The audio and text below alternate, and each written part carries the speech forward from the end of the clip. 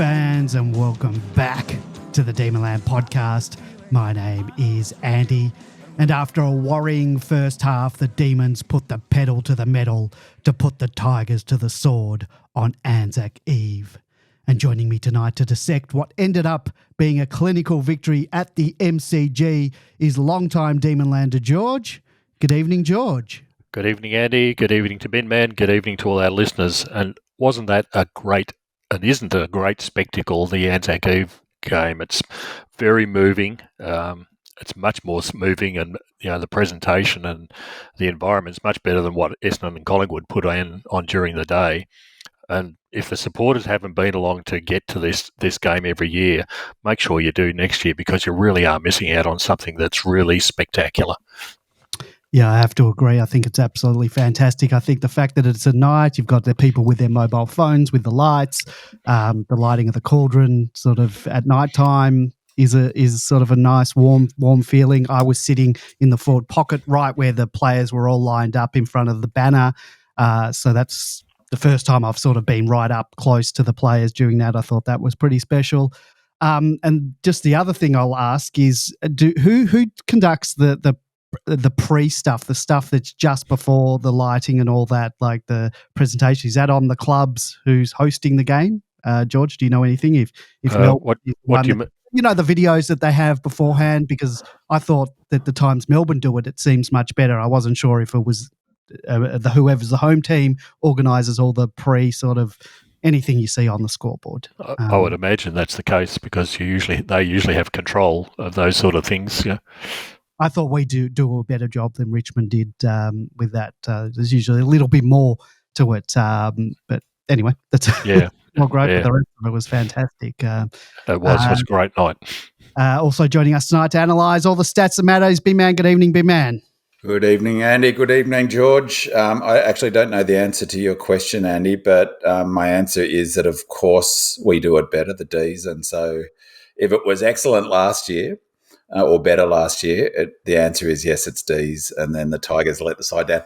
For a variety of compounding reasons, I didn't end up going to the footy, so I didn't see it live, and I concur. I've seen all of the previous ANZAC Eve games, and I totally concur with George's point. But for my sins for not attending, I had to suffer through, I think, the worst commentary performance I have ever heard. And I tell you, that bar is particularly low. And I've got a message for Jonesy if he happens to be listening. I love the fact that he's going all in on being Mr. Objective. I'm not a Melbourne, I'm going to be a really objective commentator. But look, if he's going to be an objective commentator, all well and good, but he's terrible. He's a terrible commentator. He got so much wrong, including, and I'm genuinely frustrated with this, is including accusing Clary of staging, essentially, and saying, this nonsense about open-handed hit to the stomach, based on no evidence, based on one angle, which was behind, which showed nothing. So I haven't been impressed with his commentary, and I was even less so after the weekend. If he doesn't want to be an XD, no worries, but then be a decent commentator. And the rest of the team were even worse than him. So that was my punishment for not going to the game. Next year, I'm 100% going to go to this game. And they were bemoaning our performance in the first half, even worse than the Demonlanders on the game day thread. So Binman, you've given up on the media, and now you're going to not listen to the commentary. What are you going to listen to? Well, I can't. Well, it's funny that I tried the sync thing to be able to listen to it and I couldn't work. And I find it really hard to listen to it with no volume, like without having the crowd in it. So I had to suffer through, George, to listen to it. I didn't watch the halftime analysis on Fox. I watched a little bit of the halftime analysis on 7. The only and her name, is it Abby? What's her last name? Abby Holmes. Abby Holmes is the only person on that whole team who is any good, and they should have her call a game. I'd be happy if she was the only Channel 7 person involved in the coverage of that match. It was really appalling. And I'm sure it was hopeless. And I've watched the replay 1.5 times, and it doesn't get any better. I just want to say to Jonesy, the views of B-Man do not reflect the views of Demonland. And if you do want to come on this podcast to be interviewed, well, I'd be shocked. I reckon he's still. I get the feeling Jonesy's still not a happy camper about missing out on his premiership medal, but I don't know. He doesn't do us any favours in the commentary box, that's for sure. Once again, the views of B-Man do not reflect.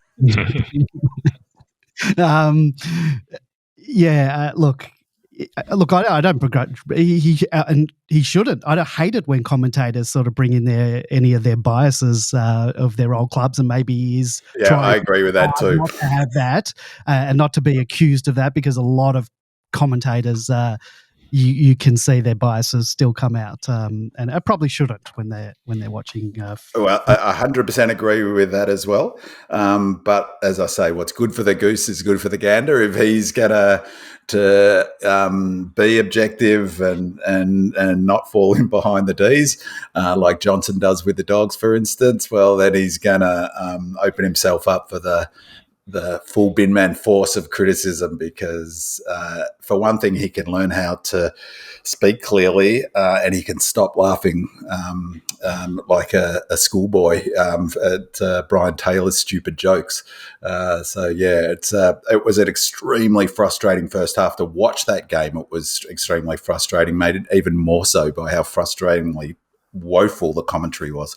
But let's get into the footy. You have to go to the game, bin man. I know, exactly. It's exactly what I thought, George. It was the punishment for not going. Each week I do put the call out for our loyal listeners to help us out by leaving us a 5-star review and a comment on Apple Podcasts. We love the feedback, and we reward our loyal listeners who take the time to provide these reviews by giving them a shout out on the show. So Brags 𝗟𝗟𝘀𝘁𝗀 writes, the best D's podcast going around. My Tuesday, especially after a win, and it'll be Monday tomorrow, are all the more enjoyable with this fantastic and informative podcast about our favourite club. Andy, Binman and George bring the right level of MFCSS therapy, delving into expected scores and how you can use it to get your garden flourishing, and what 4 to 6 weeks on the injury list really means. You guys are awesome. Keep it up. First-time reviewer and long-time Demonland lurker. That's Brags 𝗟𝗟𝘀𝘁𝗏, and thank you for that awesome review, Brags. It is very much appreciated. And Mr. 𝗦ecie writes, the best D's podcast in the business. I get joy each week listening to the podcast, driving to work each week listening to George, B-Man and Andy allows me to comprehend the ins and outs of the game I've just watched as a mental health nurse who works in a demanding industry. This podcast provides me with an outlet which is so beneficial for my mental health. Keep up the good work, boys. Go D's. Thank you, Mr. 𝗦ecie, and thank you for your service to the mental health space, because after watching the D's, we certainly need people like you. And Andy, just before you go on, a PSA for Mr. 𝗦ecie and anyone else working in traumatic and difficult jobs: do not go on the game day thread during the game. I repeat, do not go on the game day thread during the game, which I didn't. I took my own advice. That's something at least I did on this occasion.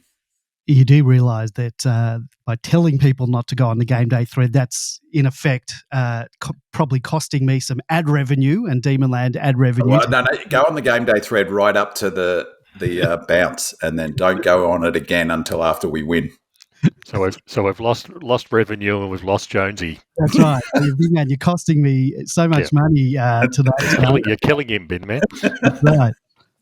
Let's get into the match overview. 2 weeks after a disappointing loss, the D's faced Richmond in a crucial ANZAC Eve match. The Demons were facing the prospect of dropping out of the 8 for the first time since 2020, whilst the Tigers, under new coach and former Demon 𝗟𝗏𝘀𝘁𝗏, were facing their own challenges, including a significant injury list and only one win for the season. The game, attended by 72,840 spectators, started with both teams struggling, as evidenced by numerous skill errors and low scores, and it resulted in a tight contest with Richmond just leading by a point at half-time. The turning point came after halftime as the Demons' execution was cleaned up as they piled on 10 goals to 2 to surge to victory. Daniel Turner was an unexpected standout, scoring 3 goals in what was only the 4th AFL game for this defender turned forward. His contribution was critical, especially given Melbourne's recent forward line struggles. Jake Lever and Stephen May were instrumental in defence for the D's. Lever's intercepts and May's solid marking under pressure helped thwart Richmond's attempts to score in the first half and then helped snuff out any attempts at a comeback in the last half. Between them, they had 49 possessions, 22 marks, 21 intercepts, 11 rebound 50s, 8 1%ers, 7 spoils and 7 score involvements. Max Gawn dominated the ruck contest and was a key figure in Melbourne's midfield resurgence in the second half, taking out the Frank Checker-Hughes medal, his second time winning that, joining other recent D's greats in Nathan Jones, Christian Petrarca, Clayton Oliver and Jack Viney to take out that honour. That win was Melbourne's fourth consecutive Anzac Day Eve victory over the Tigers, taking the tally to 6-3 against the Tigers for these clashes. Any other comments about the game before we get into your stats files? George, you got anything? No, I think we'll cover it off pretty well. Yep. There's various aspects of the game, but that first half was simply awful to watch. You know, the guys next to me were talking about comparing it with the local football. The skill levels were just the same. We'll talk about whys and why nots later on, but the fact that we could only kick 3 goals up to half-time and then 10 in the second half puts all sorts of questions about it, and maybe it was just one of those bad halves. And I think the from Stephen May's interview, which we'll talk about, you know, when the coaches and the players were basically laughing about how bad it was, sort of gives you an indication that, yeah, we've just had a really, really bad half of football, but it was awful to watch. But we'll talk about all those things a little bit later on. Later, because we do have something on that, but you don't want to be doing that against the teams in the next 2 weeks, but we'll talk about that. Anything, Binman, before? Well, just we will talk about it during the show, obviously, but as the second half, not long into the second half, Alistair Nicholson, who isn't a bad commentator, by the way, I don't mind him. He's not our ex-Alistair Nicholson, no. No, he'd be better than Jonesy, but sorry, that's just all me, not Andy. He asked the rest of, I think he asked Ling, Cameron Ling, who was just an all-star, like commentary nightmare rotation for me, about was there any explanation for how poor the skills were in the first half, both teams. Were really, their skills were terrible and the turnovers were terrible. Were there any explanation? And he ran through some possible, ideas. Was it dew? Was there any environmental issue? Was there wind? They couldn't find an explanation for why we were so poor. And Ling said, well, of course, there's nothing.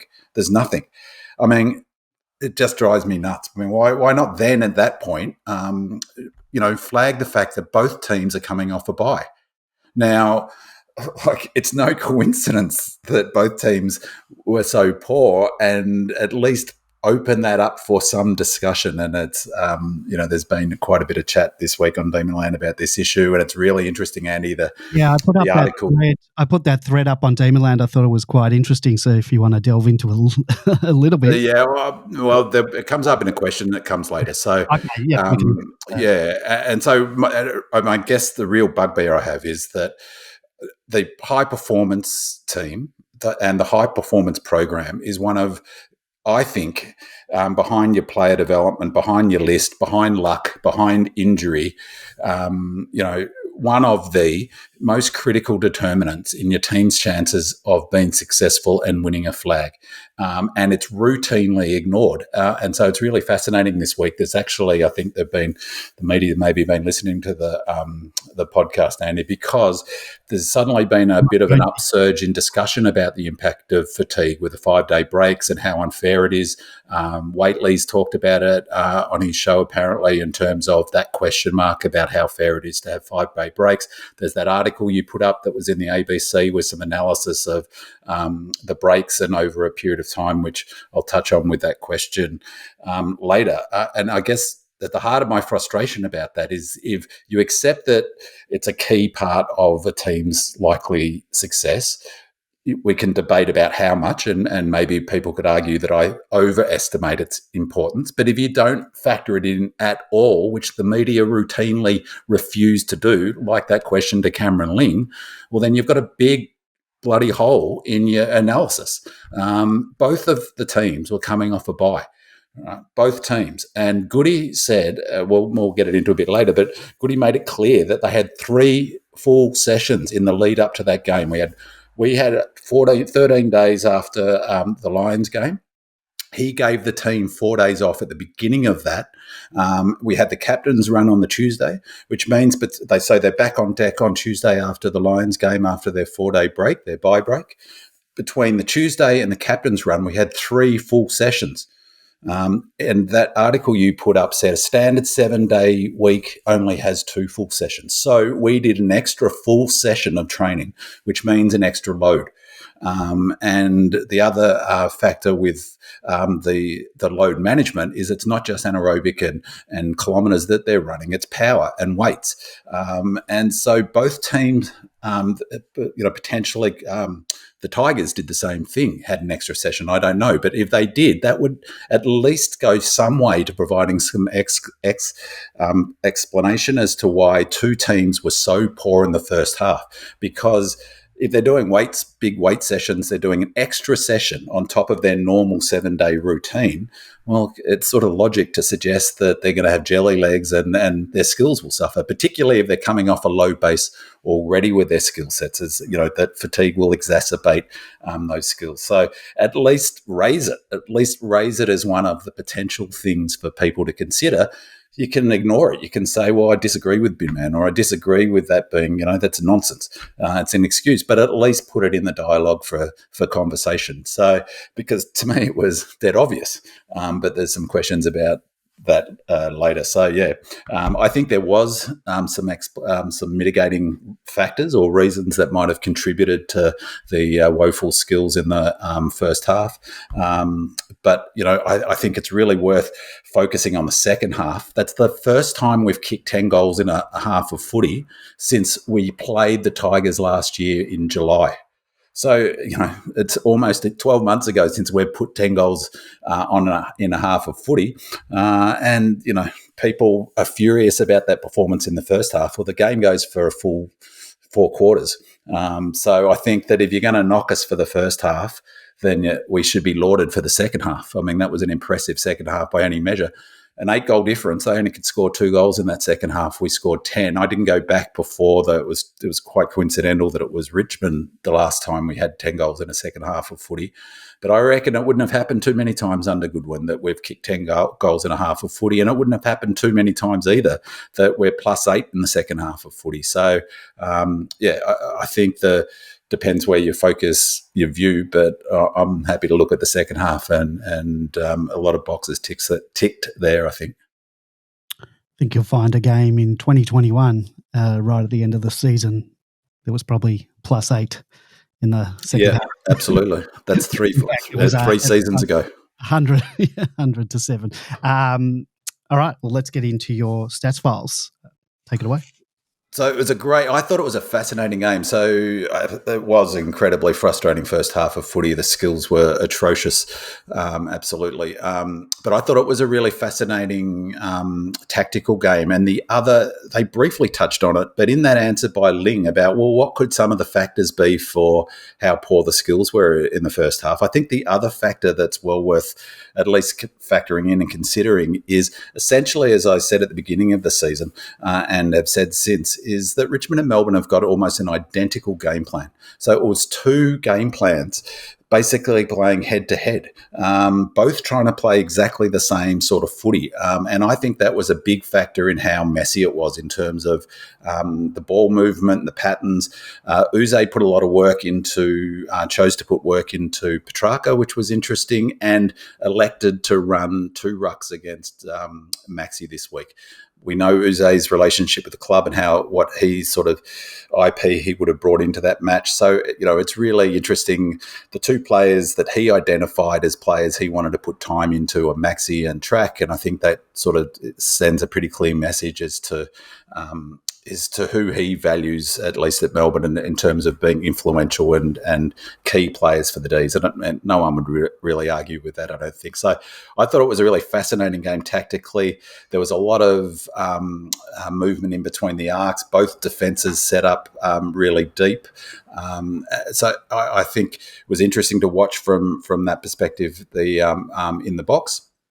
And really, there's a question about this later as well, but really it was the classic, I think a really good example of what I've been talking about is our new blueprint for this year, the red and blueprint. So defence, contest, transition, back half football, scores from defensive half being the key indicator, and scores from turnover. It was important last year, but it's critical this year. And as I've mentioned, fitness, fatigue, all of those things.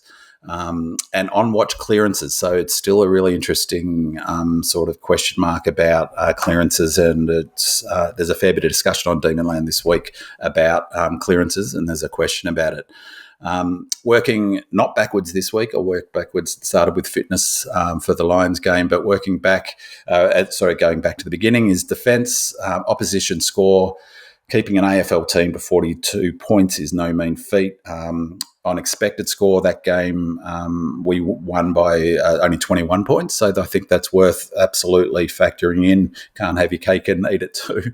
But there's a query on that expected score that is worth exploring at some point, which came up in the Cats Blues game, I thought, which is essentially that if you're continually going back into a crowded forward line like we did last year with our really intense forward half model, 60% territory and lots of inside 50s, you're going to have a lot more pressured kicks at goal. So we got lots of clean looks, and they got some, but not many. I think there was that goal that Rioli kicked when he got the goal out the back in I think it was the third quarter. That was one of the few times that we get opened up out the back, and it was the outlier, really. So fantastic effort to keep them to only 42 points, but I really love the fact that we opened things up. The game opened up in the second half. We were able to transition the ball more effectively, but we still only conceded 19 points, even with the ball in motion, even with us scoring. They couldn't really do any damage on the scoreboard. So I'm sure, as in previous years, the club, as May talked about it, best and fairest a couple of years, they have the defenders have a target score, and I wouldn't be surprised if the target score is 70-65, which it was a couple of years ago, and we're doing well on that front.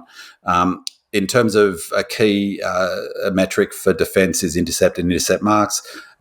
Last week, we're actually, as I mentioned, that we were +3 for intercepts and +9 for intercept marks. So that was really impressive last week. But interestingly, this week, we were down 4 for intercepts and down 1 for intercept marks. And I think that's a reflection of what I was saying before, is essentially 𝗍𝗍𝗀 and Goodwin's game plan is almost identical. They rely on intercept marking. They set up in the same way that we do, except they don't bring an extra to the stoppage, which I'll get to a bit later. Last week, marks inside 50 was down 3. This week, we're up 3. But last week, the Oppo Lions had 12 marks inside 50.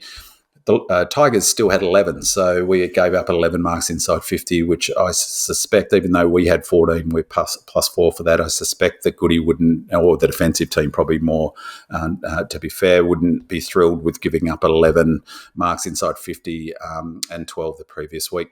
In the contested possessions, we talked about this last week, all-time lows last week. We were down 13 for contested possessions. We completely turned that around this week.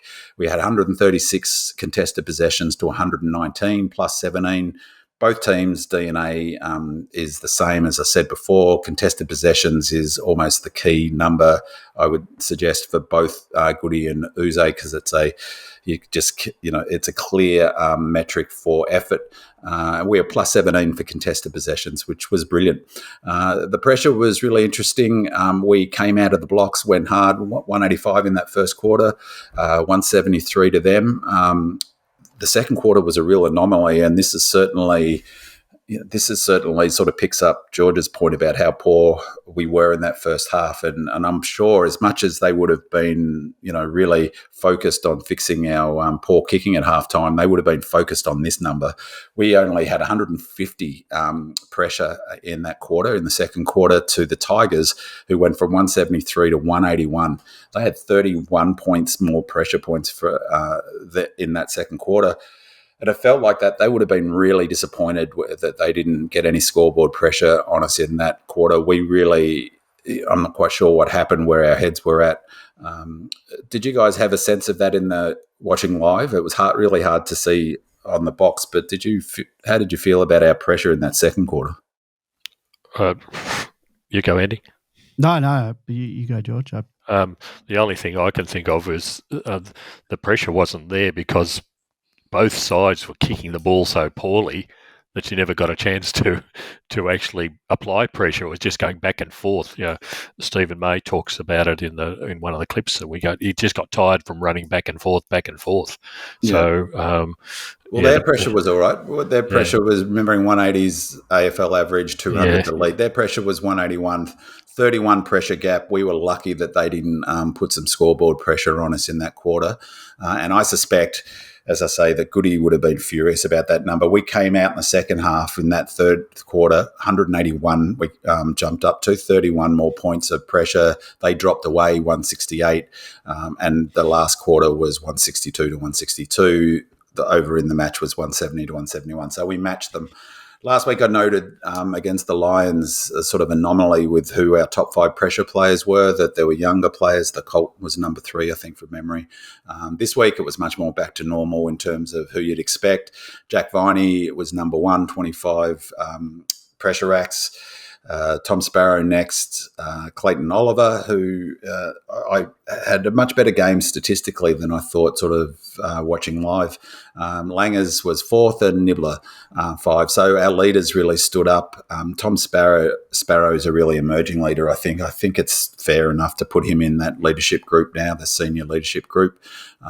So his average for the season is 53, 44 is pressure points is what he got this game, but he was our second highest.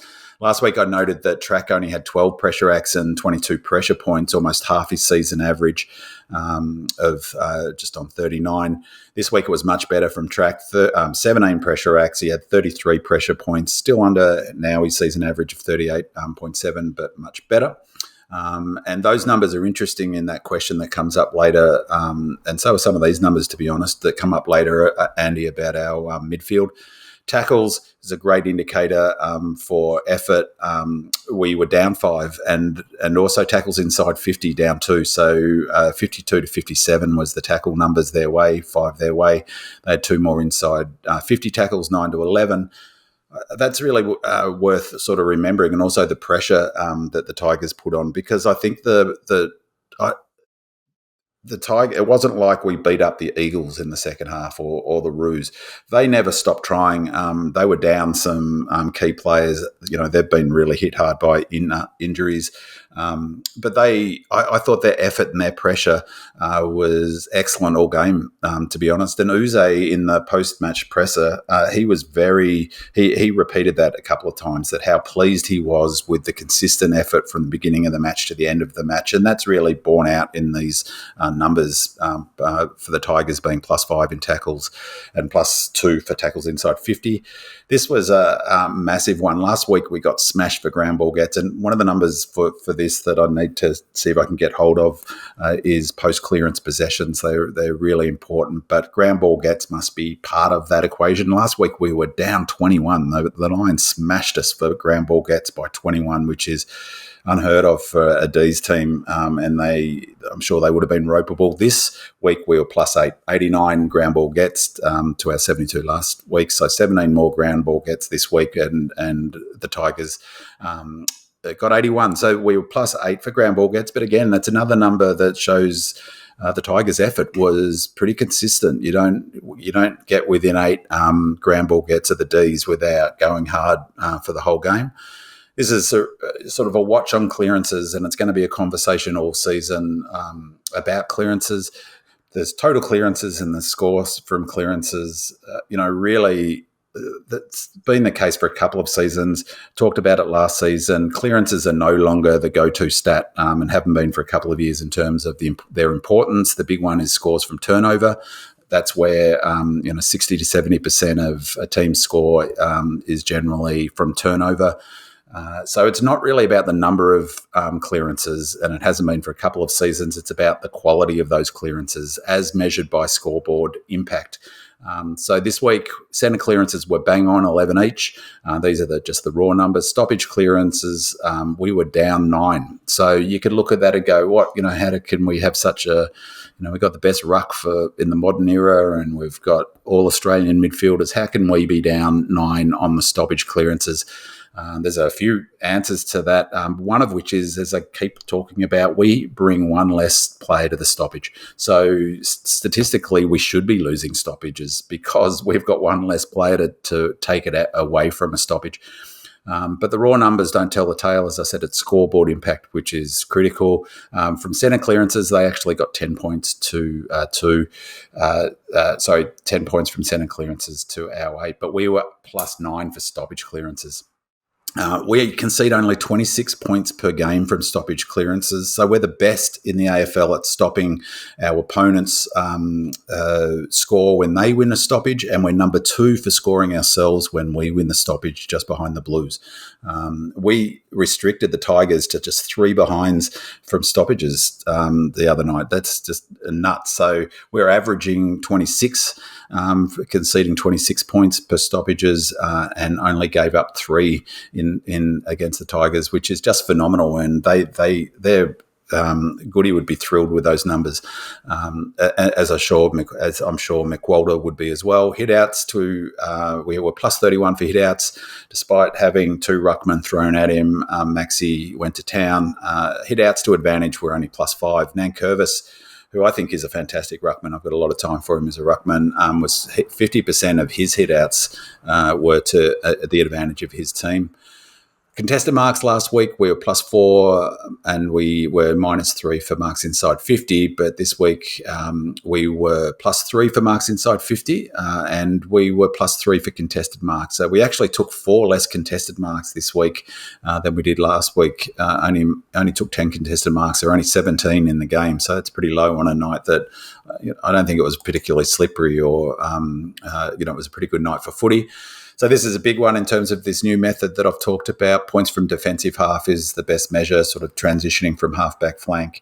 Last week we scored 31 points. Season average was 30 last week. It's now 32.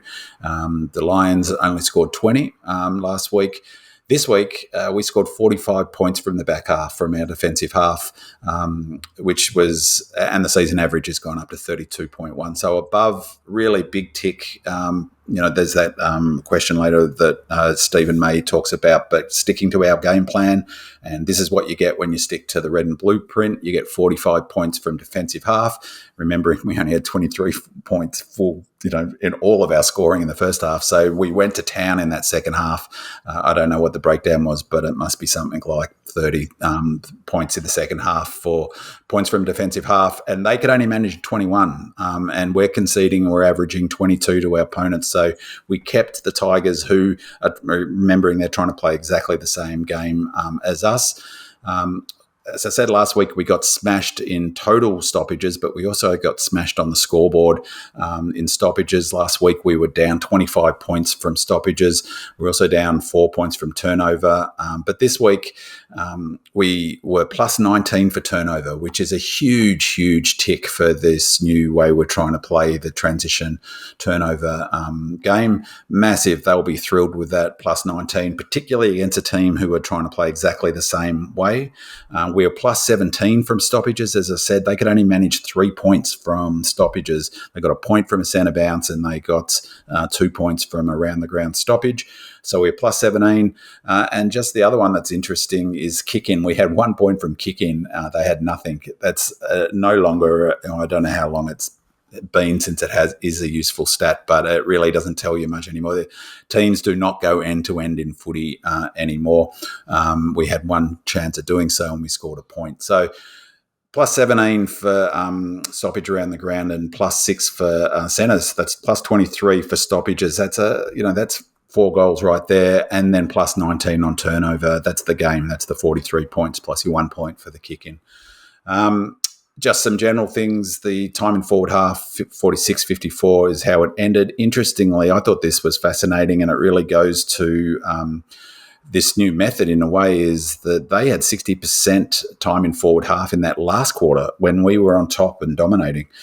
We only had 40%. And I think if you want to have a sense of our new method and why I think there's a likelihood, there's this really another thing that frustrates me is people talk about efficiency all the time when they conflate efficiency and just accuracy. I just don't know why commentators in the media just don't call it what it is, if you're missing shots at goal, that's accuracy. We had inside 50s per goal. We took 10 inside 50s for each Tigers goal and only 3.65 for us. So for inside 50s per goal for us, for a goal was only 3.65. That's efficient. Missing the shot once you get it inside, that's inaccurate. And I don't understand why they conflate those two. What was really interesting, if you want to think about this new method, there's two. Disco's first point, where he got it over the top, where they pushed up the ground. The Tigers kept their defenders back, so they had 3 defenders back. We won it on a turnover. 𝗏𝗏 had pushed up to the wing. 𝗏𝗏 took the mark on the sort of wing half forward and kicked long to Disco, who was running back with the flight. Beautiful kick, weighted into a pocket. 3 Tigers defenders around it. But that was the perfect example of our, when our method works, this method that we're really trying to implement. And then his first goal was similar in the sense that it came off a turnover. We moved the ball really quickly and into an open forward line, and I think Track might have kicked it to him over the top, and he ran onto it and ran into the goal for his first goal in AFL footy. Those 2 bits of play, if you look at them, you can see the second one obviously on all the goals. They are how we want to play when it's working, both those scores. That's the key stats. I thought it was a fascinating game tactically and statistically, and I'm sure that the club would be really happy with the end result in terms of, this new method that we're trying to implement.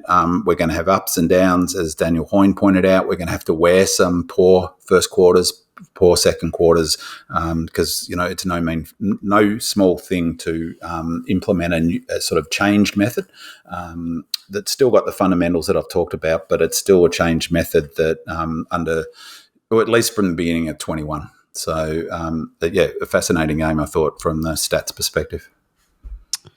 All right, well, let's get into our listener questions, and we do start on turnovers. Monocular asks, is there any explanation at all for the turnover fest in the first half? Probably the worst I can recall, and from both sides. 𝗏𝗏𝘀𝗁 asks, do you think our poor first half was just a byproduct of the bye, which you've suggested? Richmond were just as bad, and we managed to turn it around after half-time. Red and Blue Rising says, we seem to be playing well below our best. Poor disposal, connection issues, and seem to make easy passages of play hard. Other teams always seem to find time and space and are better at kicking to advantage. These are basics, especially for a team that has been consistently top 4. On the plus side, after all this, we sit 5-2 and in a strong position. Can we flick the switch and find our best when it counts? I got some audio from our mate 𝗟𝗏𝗀𝗀. Hey boys, 𝗟𝗏𝗀𝗀 here. If that wasn't the most frustrating 43-point win we've ever had, I just found myself getting constantly angry at a horrible use by foot. And commentators are saying, oh no, they're under the Richmond pressure. That is BS. We just butchered it by foot. So, George, it really was a turnover fest in the first half. I don't have the stats for the first half, but we had 73 turnovers to 69 for the match. We've averaged 63 turnovers a game so far this season, so that was 10 more than our average. 2023, we averaged 74, 22, 69, 21, 70. So not terribly skewed from previous years, but I think we steadied the ship in regards to turnovers in the second half. The first half was disastrous, and thankfully we weren't burnt too badly. However, in the next 2 weeks, we play the Cats and the Blues, and they have the personnel to do a lot more damage than the Tigers. So what say you? I don't know the answer. As Binman said, there's all sorts of conjecture that you could put up there, but I still find it amazing that we could only kick 3 goals in a half of football and then 10 goals in the second half. I wouldn't underestimate how bad Richmond are in this game. and sometimes a team drags you down to their level, and they certainly did that in the first half. Of Richmond's 5 goals, 2 goals came directly from kicks from T-Mac and Lever in the back half. So that you take away those 2 goals, there was another opportunity that Fritsch kicked to Grimes, who missed the goals, but really we could have kicked. We gave them 2 goals certainly out of the 5. They only kicked 5 goals for the whole game. They would have kicked 3 if we hadn't given them those absolutely dead, uncontested, unfettered kicks where we kicked it straight to their man who kicks the goal. I think Richmond actually dragged us down a fair bit in this game. The fact that they've got so many injuries, I think their VFL side had 7 AFL listed players. They were really scraping the bottom of the barrel. We did a great job on people like Bolton, who was held well below his best in this game. They've got virtually no one in the midfield. Effectively, most of them are injured, and then Hopper did his hammy, I think, in the third. And Martin's not the player he was, is he? Martin's nowhere near the player. Nowhere, despite what the Richmond faithful think, he is nowhere. The fact that they're sitting him in the forward line because he can't run anymore. Yeah, that's right. They're a shadow of where they are, and the fact that I think they're 17th on the ladder at the moment, that's a fairly good indication of where they are. And I think, unfortunately for 𝗟𝗍, he's really picked the wrong time to go and be the coach. But also, they're still trying to run, as Ben Metz pointed out, they're still trying to run the same game plan, but with a lack of quality of players. So there's no point they change it. If you think that's the right game plan, they can't change it. They absolutely can't change it because that's what they've been practicing for the last couple of years. And I think they dragged us down a lot from where we, and when we finally decided to do whatever we did at halftime, drank the Kool-Aid or something, the game completely changed. They scored 2 goals for the second half. We scored 10. That's a pretty, and yet by any measure, it's a pretty big thumping. Yeah, and I mean I think they struggled. I mean, it was interesting. Their pressure sort of stuck with us. We came out and went hard in that third quarter, but all game plans, but in particular this game plan that we're trying to play, and that's, as I said, it's the 2 teams both have almost an identical method. I think is very taxing aerobically. And so if you, for instance, have Martin and then you lose Hopper, and Martin's not giving you the kilometres to cover off someone, and you lose one of your best runners, you're just not going to be able to defend the way that, both teams employ an all-team defence model, but that, as we've talked about ad infinitum, requires all-team running and all-team elite running. And if you've got Martin not running out of the forward 50, basically being an old school, forward who's put down there and told to stay there, and you lost Hopper, who was furious, as you would be, I guess. You're going to struggle to cover our run, which is how it seemed. They struggled to stop us once we got rolling. In that first, some of the stats were 55% disposal efficiency in the second quarter. And the other one was we had 37 clangers to us. So we had 3 more. They had 34. We had 3 more clangers than them. Just a reminder, clangers isn't just a missed kick. Clangers is also giving away frees. There's a whole bunch of things that are clangers. But it was 37 to 34 in the first half for clangers. That's a lot of clangers, 71. Just delightful to watch, wasn't it? Was it Dewey? No. It was that's what Cameron made it, got that right. Yeah, that's what made it so absolutely frustrating. It was a perfect night for football, and it was just awful to watch. But a bit of that, I think, a bit of the messiness, leaving aside missing, it's been a bugbear of mine for a long time how poor our kicking is. So first half was incredibly frustrating from that perspective. Leaving aside the poor skill errors, it was interesting from a tactical perspective because so much was, it looked like there was a stalemate for a big chunk of the time in terms of, and a lot of the game was in between the arcs and, not helped obviously by the kicking. But I think that tactically, 𝗟𝗍 did a lot of work to negate us and some of that was effective. Yeah, he certainly did. and you have to when you're in that position of having so much quality missing from your side. You've just got to be negative at every possibility, and take Petrarca out and take Gawn out, and you can have a chance in the game. But it makes for an awful. Sorry to interrupt. Who played on Bolton? I was trying to say, I don't think anybody played on him specifically because he moves around the whole ground so well. I think it was the case of when he was in the middle, he was being chased by someone. When he was forward, he was covered by others. It was difficult to see, but they certainly were covering him wherever he went because he is so damaging as a player. I think he kicked one goal for the game, I think. Yeah. He got out the back. You can't let him loose by any stretch of the imagination. So, but I think we did a great job on keeping him quiet, and that affects their side much more than keeping Petrarca quiet. Yeah, and then you've got a player like Rioli who's just not enough to the game, is he? Yeah, frustrated with Kozzy's effort a couple of years ago. I have no time for Rioli. He sits out the back and looks for a lot of cheap stuff. All right, let's move on. Demon Jack 14 says, pre-game there was an interview on SEN with Troy Chaplin, and he talked about us winning to get back to our brand and play more forward half footy, which we did for patches, I thought. It sounds like from his interview we overcorrected at the start of the season with trying to play back half footy. But where is the balance we are wanting to achieve? Is it a break even in inside 50s and still look to punish on turnovers and intercepts, or are we still wanting to convincingly win inside 50s and time in forward half? I've got some audio that I'll play from David King, and then Big Man, you can jump in with any response.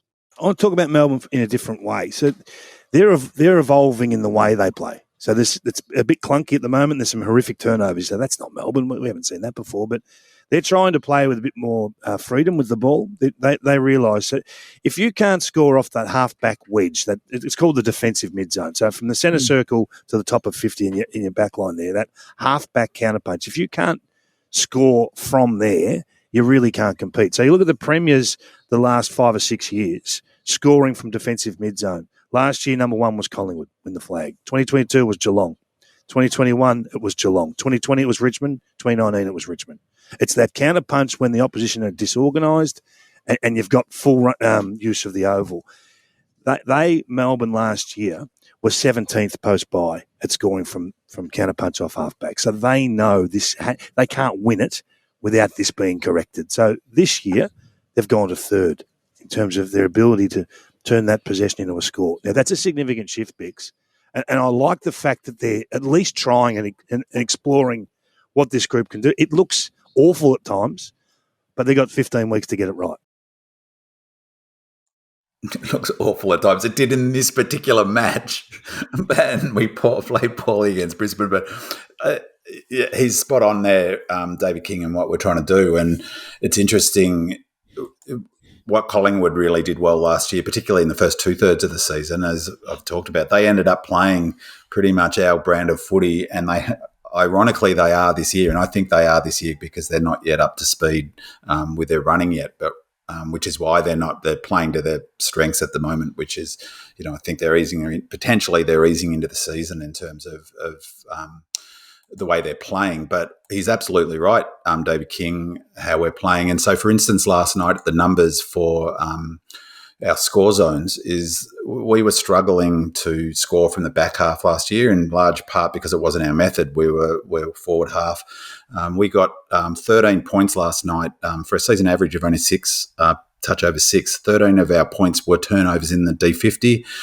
We got 6 points turning it over in the centre, and this is the big one. We turned it over on the wing, which is that sort of zone that he's talking about, D50 to the wing. There, David King, 21 of our points, and we're averaging just a touch over 21 this season of scoring from when we turn it over in the wing zone. So, and last night we got 18 wet points from turning it over in our forward 50, which is they're roll gold, aren't they, when you can turn it over inside 50. So we're absolutely to the question. I heard that interview with Chaplin, happened to hear it, and so to the question, I think that even though Chaplin he did say that we want to get back to some of our fundamentals. I think they're still clearly trying to, they're not going to change their method. I think that, as Goody's noted in a couple of presses, you don't want to be losing in stoppages. You don't want to be losing in clearances. It's helpful to be to get time in forward half and more inside 50s in the opposition, but not at the expense. I don't think for a while we're going to see us winning time in forward half 60-40. So as an example, in that last quarter, we smashed them. We absolutely dominated that quarter, yet they had 60% of the ball in their forward half. And in a way, it looks the opposite to how it looked last year. And if you watched, I don't know if either of you guys watched the Blues Cats game. The Blues played almost exactly like Melbourne were playing, where frustrating fans, they dominated inside 50s. They couldn't turn those inside 50s into scores. Some of it was accuracy, some of it was efficiency in terms of not hitting that kick inside 50, but they were frequently, because they were dominating time in forward half and inside 50s, they were frequently going back into a inside 50 full of players, full of 15, 20 players, whereas Geelong were rebounding off the half-back flank and getting it into a forward line with no one in it.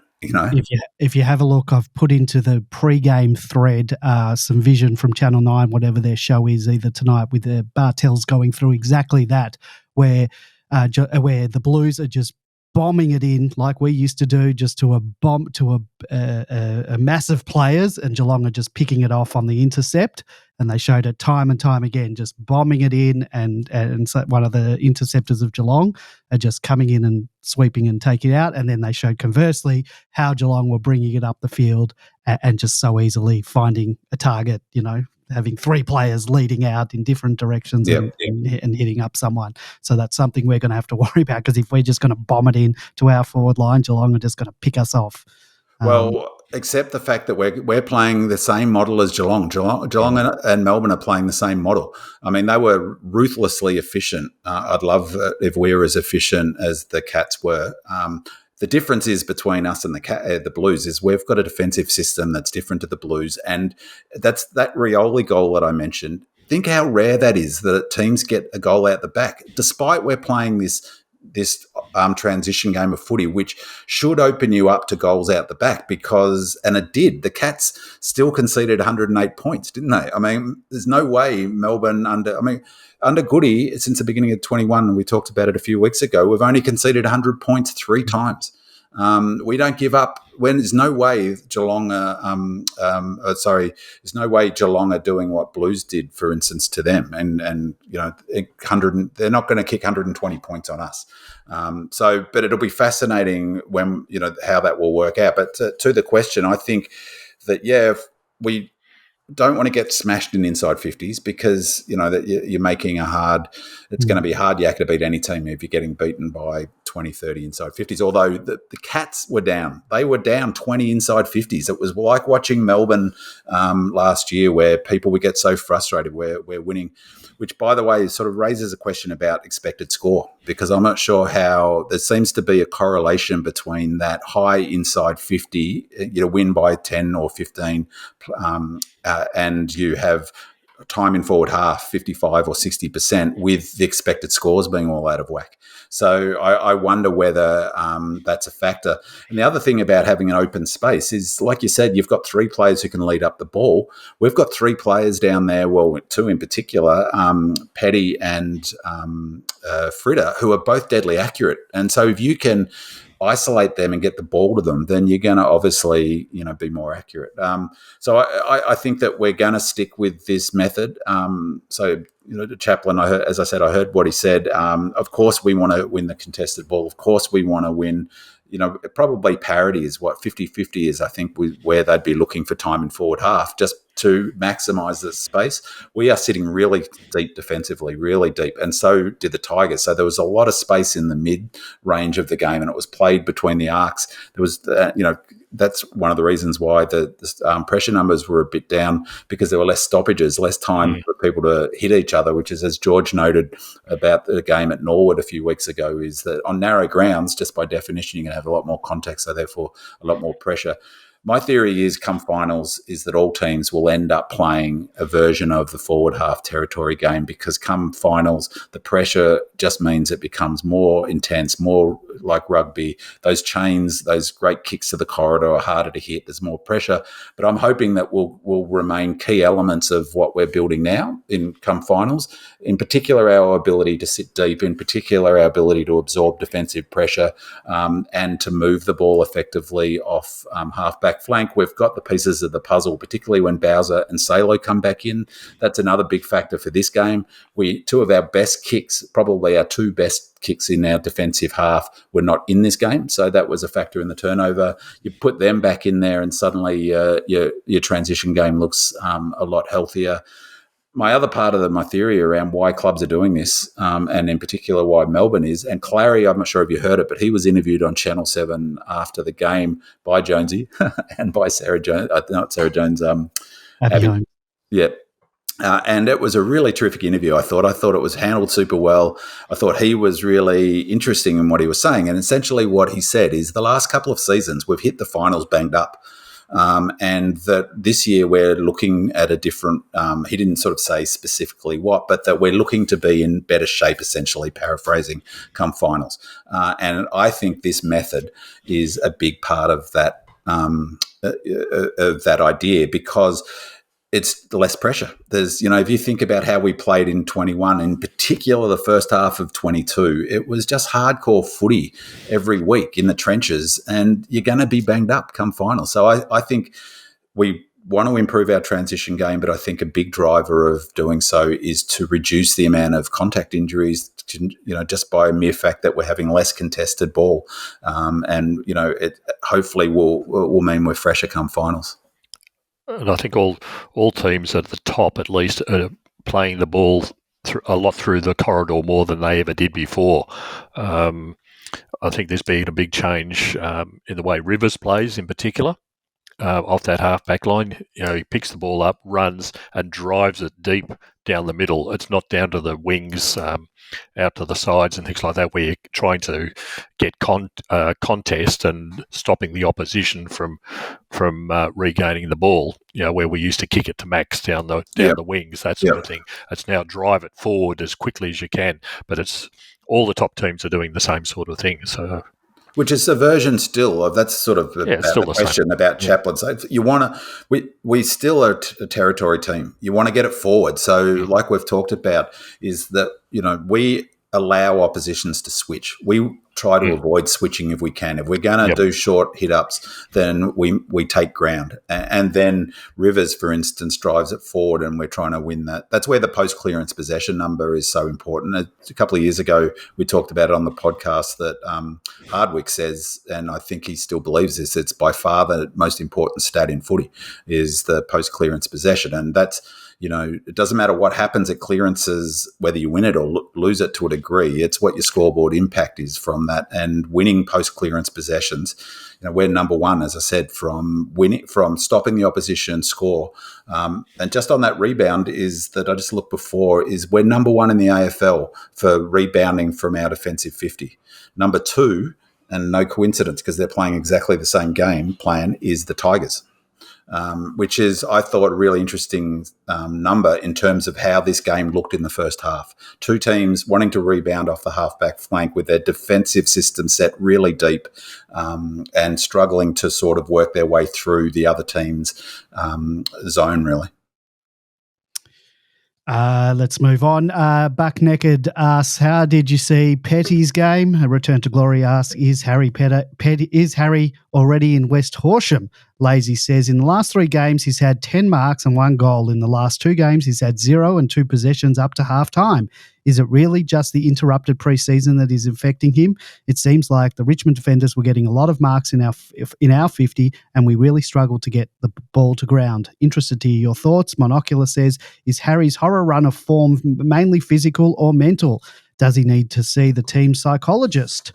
Personally, I think suggestions of him having checked out are offensive. Surely he would love another flag, even if he is planning on moving to SA sometime, and it would also lower his bargaining power if he ended up at 𝗙cie.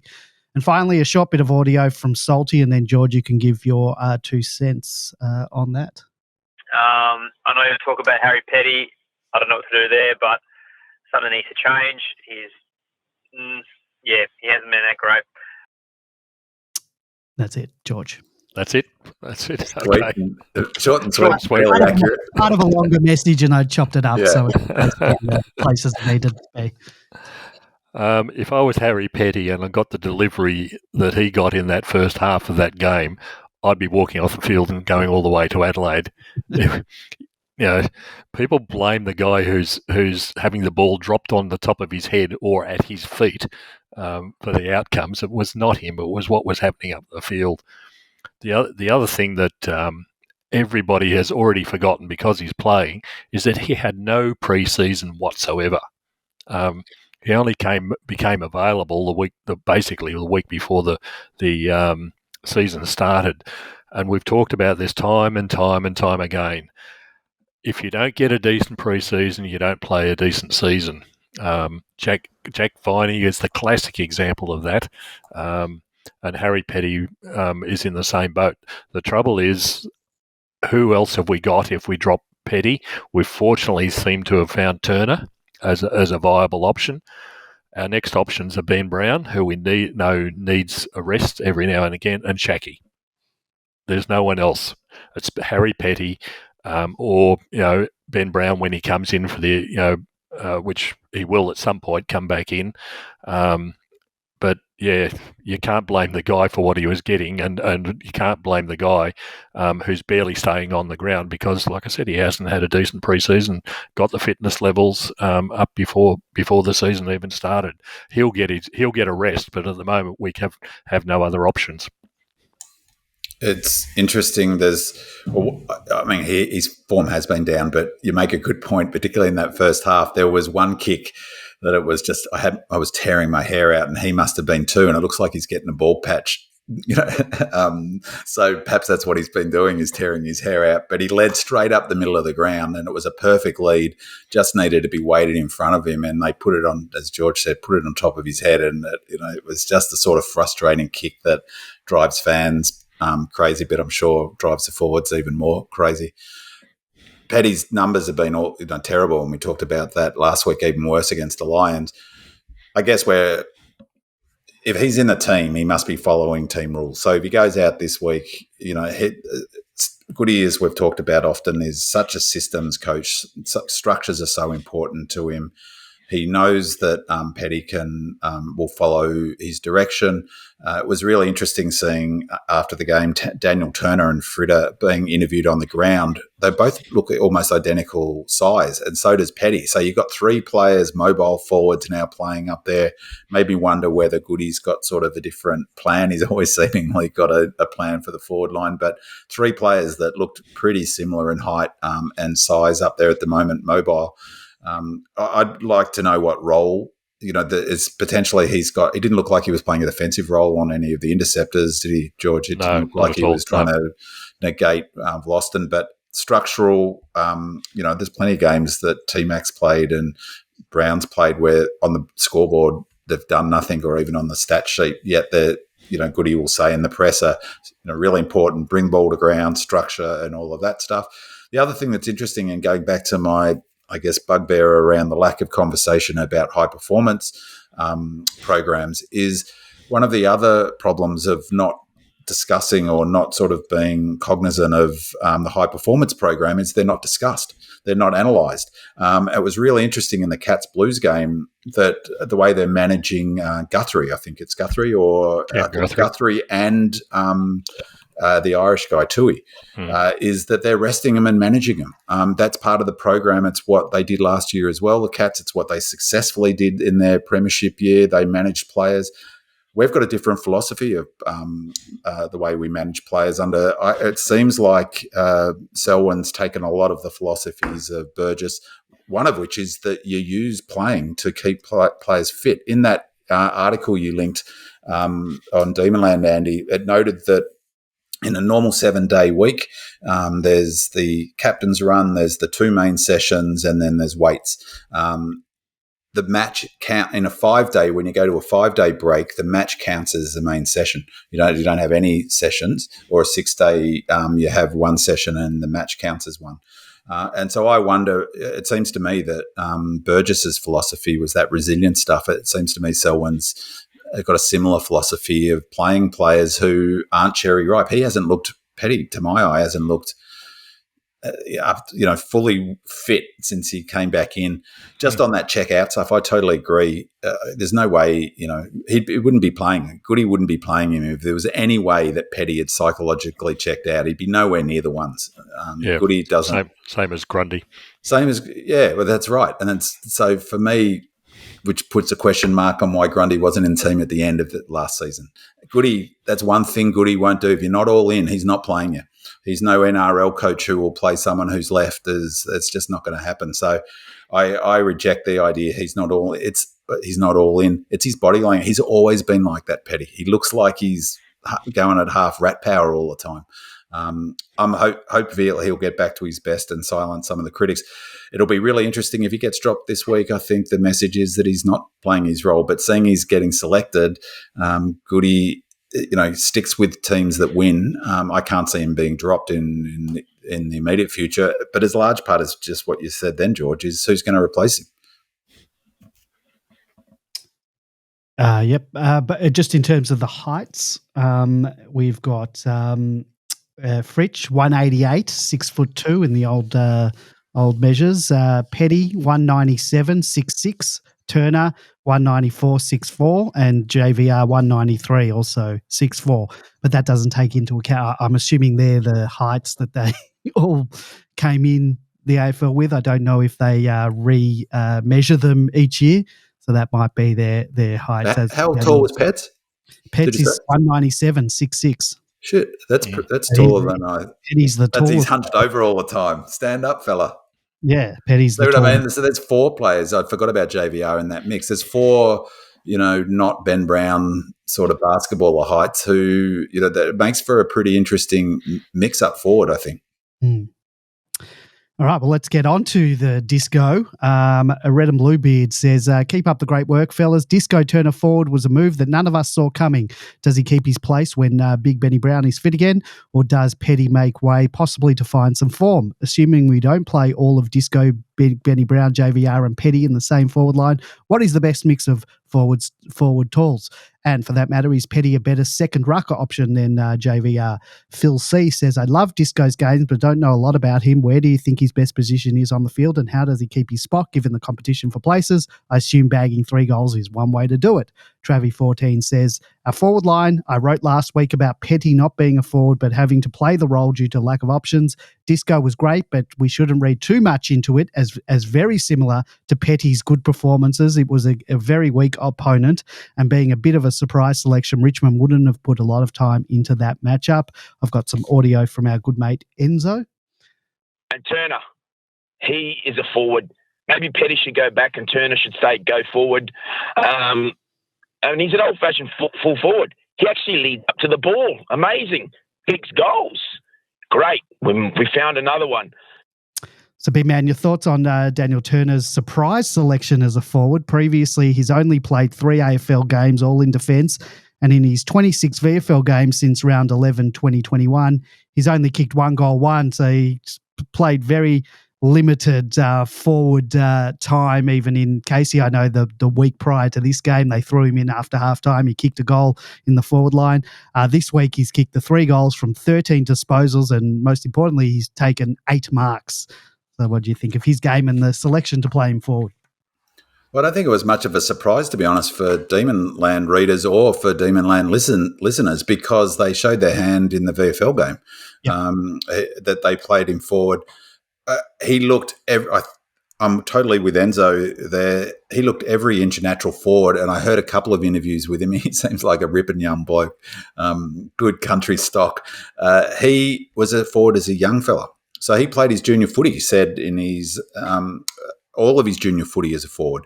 And Melbourne, he's been a defender since he came to Melbourne, and I think they see him as the sort of heir to lever. He reads the ball super well. He's got good hands. He's, when he has in the game in a bit that he's played at senior level previously, he zoned off and he read the ball super well, confident in the air. It's well worth remembering is the Goody and the club obviously rate him super high because he was in this corresponding, or actually it wasn't the corresponding game, but his debut was against the Tigers 2 full seasons ago. So that was Queen's birthday against Collingwood when he had his jaw broken. That was his debut. Then he played the Tigers game. So that's right. So they've thought enough of him 2 years ago to bring him into a Queen's birthday game, and he acquitted himself really well in that first half before getting his jaw broken. He looks every inch a natural forward. I think he is every chance to stay down there. I don't think it's an experiment that it's, if it is, it's a happy experiment, but they've obviously been thinking about it. They played him at VFL level. He leads well, as Enzo said.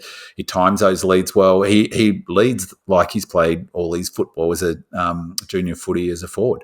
He's got great hands, a good clean kicking technique, and really it's not too big a stretch to say he was the difference in the match in the end. He's what turned it in the end. His leads and his ability to make sure that he did something with him. The first goal, was it the first goal we kicked? The second goal we kicked, the one where Langers kicked it inside 50 was another good example of the benefit of the method we're playing because he kicked it into a uncrowded forward line, creating the opportunity for Turner, who read it really quickly, to run and take a diving mark down forward. But that was no easy kick to go back from that angle. I'm not sure where you guys were sitting, but that was a 40 metres out, 40, not quite 45-degree angle. To nail it was super important that he did.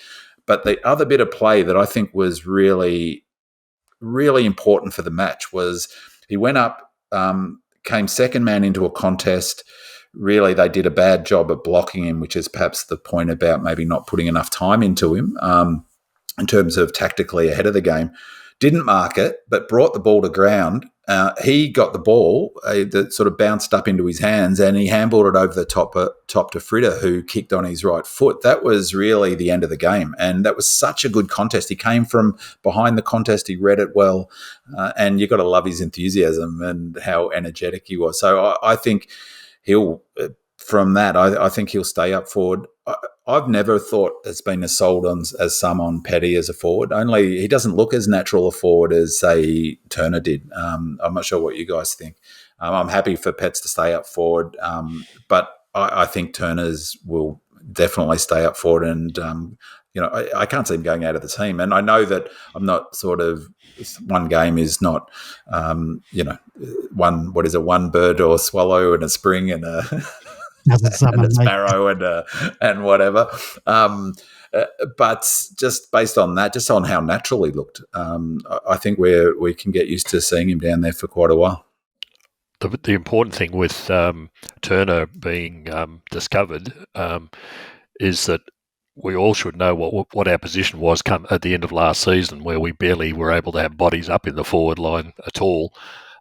Now with Petty and Turner and JVR and Ben Brown, we know that Ben Brown needs to be rested. It gives us options that certainly at this time last year we didn't have.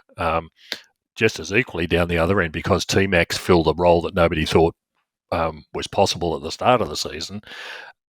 We don't need to send Turner or Petty down the back line because we've still got people like Tomlinson and Hoare sitting in the VFL able to play down there. So it's just giving us more options. Instead of having one or two options at both ends, we've now got 4 to 5 options. So, Turner I don't think will be moving down back anytime soon. And injuries will occur at some point in the game, but we're in a better position, I think, in the second half of this season, having a Turner available to us. Chaplin's our defensive coach, isn't he? Yeah. He, in that interview that was asked about before or referenced his SEN pre-match interview, he talked about having Turner taken off him. And he said exactly what you just said, George, is that I don't think I'll be getting him back anytime soon. And that was before the match. So I think that, or perhaps I'm pretty sure that was before the match that I heard him say that. So, but you're right, George. The other interesting thing about what you just said is that 3 of those players, Petty, McDonald and Turner are all excellent defenders. And that creates some real flexibility in terms of flipping those three players around, whether you need to because you get an injury or tactically you want to do something a bit different and you can bring T-Mac up forward and swap him with Petty, for instance, or, Pets needs a bit more of a time, a bit more confidence and you can move those pieces around. So, and given that all three of those players have spent time in our defence, you could expect that they know the systems and they can slot in pretty easily. Delightful Play says, would love to hear a bit about how you would rate Laurie's performance once he was subbed in for the final quarter. He's been a bit of a Demonland whipping boy, and so objectively around his performance, or bench warming traditionally, has been in short supply. P.S. Look forward to the new app after your well-deserved bye last week. And I'll just like to apologise. We were going to do a preview show early in the week, but I couldn't. I had prior engagements. So apologies to any listeners who were expecting. You can always go on demonland.com, check out the podcast thread and see what's happening when we're going to be live if you aren't checking out Demonland. So, George, what did you make of the limited, albeit fruitful, minutes we got to see from Bailey Laurie, which included the 2 goals from 5 disposals in 19% game time? I don't think you can read a great deal into it simply because he was in the right place at the right time to get a couple of goals. People who watch football tend to like goal kickers, and so it looks fantastic. But like you said, the guy only got 19 minutes on the ground, and he wasn't playing in the midfield where he plays most of his time at 𝗙cie, and his absence at 𝗙cie was really sorely felt this week. But he got some game time in. I noticed him after the game having to do a lot of running up and down the field to get the miles in. At the moment, he's another nice option to have. We'll talk about who comes in and who goes out later on in the program. But he certainly did everything that was required of him in this game. B-Man, you want to add anything before we move on? I just agree with George. It's really hard to sort of read too much into it, but good on him for taking his chances. I loved his banana on the run, and I think that it's another one that you've got to take a line through what the club are saying about him in the sense that they keep selecting him, don't they? They've obviously got a lot of faith in him. Am I wrong in thinking he was recently re-signed, or am I confusing him with? Yeah, I think he was. I couldn't tell you what the terms were, but I'll have a look up while you're talking. Yeah, I mean, a bit hard to read into it, but I love that he took his chances, and we know he's a good kicker. So he was brought in with Bowser, 2 players with good to elite kicking skills, and I hope that he's going to get his chance at some stage. I think the challenge for him is that his best position is inside mid, and it's pretty hard midfield to crack into at the moment. He signed a 2-year contract extension back in March that takes him to the end of 2026. Yeah, so that gives us an insight, I think, into where the club rate him. And he's been on the emergency list or sub or round about the team for a good year and a half now. So hopefully, when he gets his chance, he'll stay in the team and he'll make every post a winner. Lazy says, I really liked Trent Rivers' game, and he's making this level of performance a standard. Can we expect to see him push into the midfield soon? I really like what the Bulldogs did last week with Ed Richards, and I feel this could be similar. B-Man Rivers had his 24 disposals, 12 marks, 10 defensive half pressure acts, 5 rebound 50s, 4 score involvements, 3 intercepts. Pretty good game from the young lad. Yeah, not a good game, not one of his best games, but an excellent game. Will he push into the midfield? I don't think so now because, as George noted before, that role that he's got of getting depth, getting 50, 60-metre kicks to run and carry, get the ball, he's taking those handball receives a lot, running and carrying and kicking at 60 metres. I think he's really, really important to how we structure up and play from that transition footy that I've been talking about us trying to implement. I think he's almost the fundamental key to that model, really just because of what George said about the way that they're using his, depth of his kicking. He's also got that ability to be to play to still defend. He's not like a freewheeling halfback flanker who hasn't got a player or who doesn't do the work defensively one-on-one. He works back super hard. If you watch him, I love watching him play. He works back super hard to help out on, to be a third up in aerial contests or to double back and to make sure that there's not a free player. You think how few times that the opposition get free players in when we're on. He's big, he's important to that. But really the fundamental part is what George was saying before, is the run and carry and kicking at 60 metres. He's a beautiful long kick. And he also is becoming a fantastic intercept mark and one-on-one mark. He's a terrific player. I think that you'd just be losing too much bringing him into the midfield, to be honest.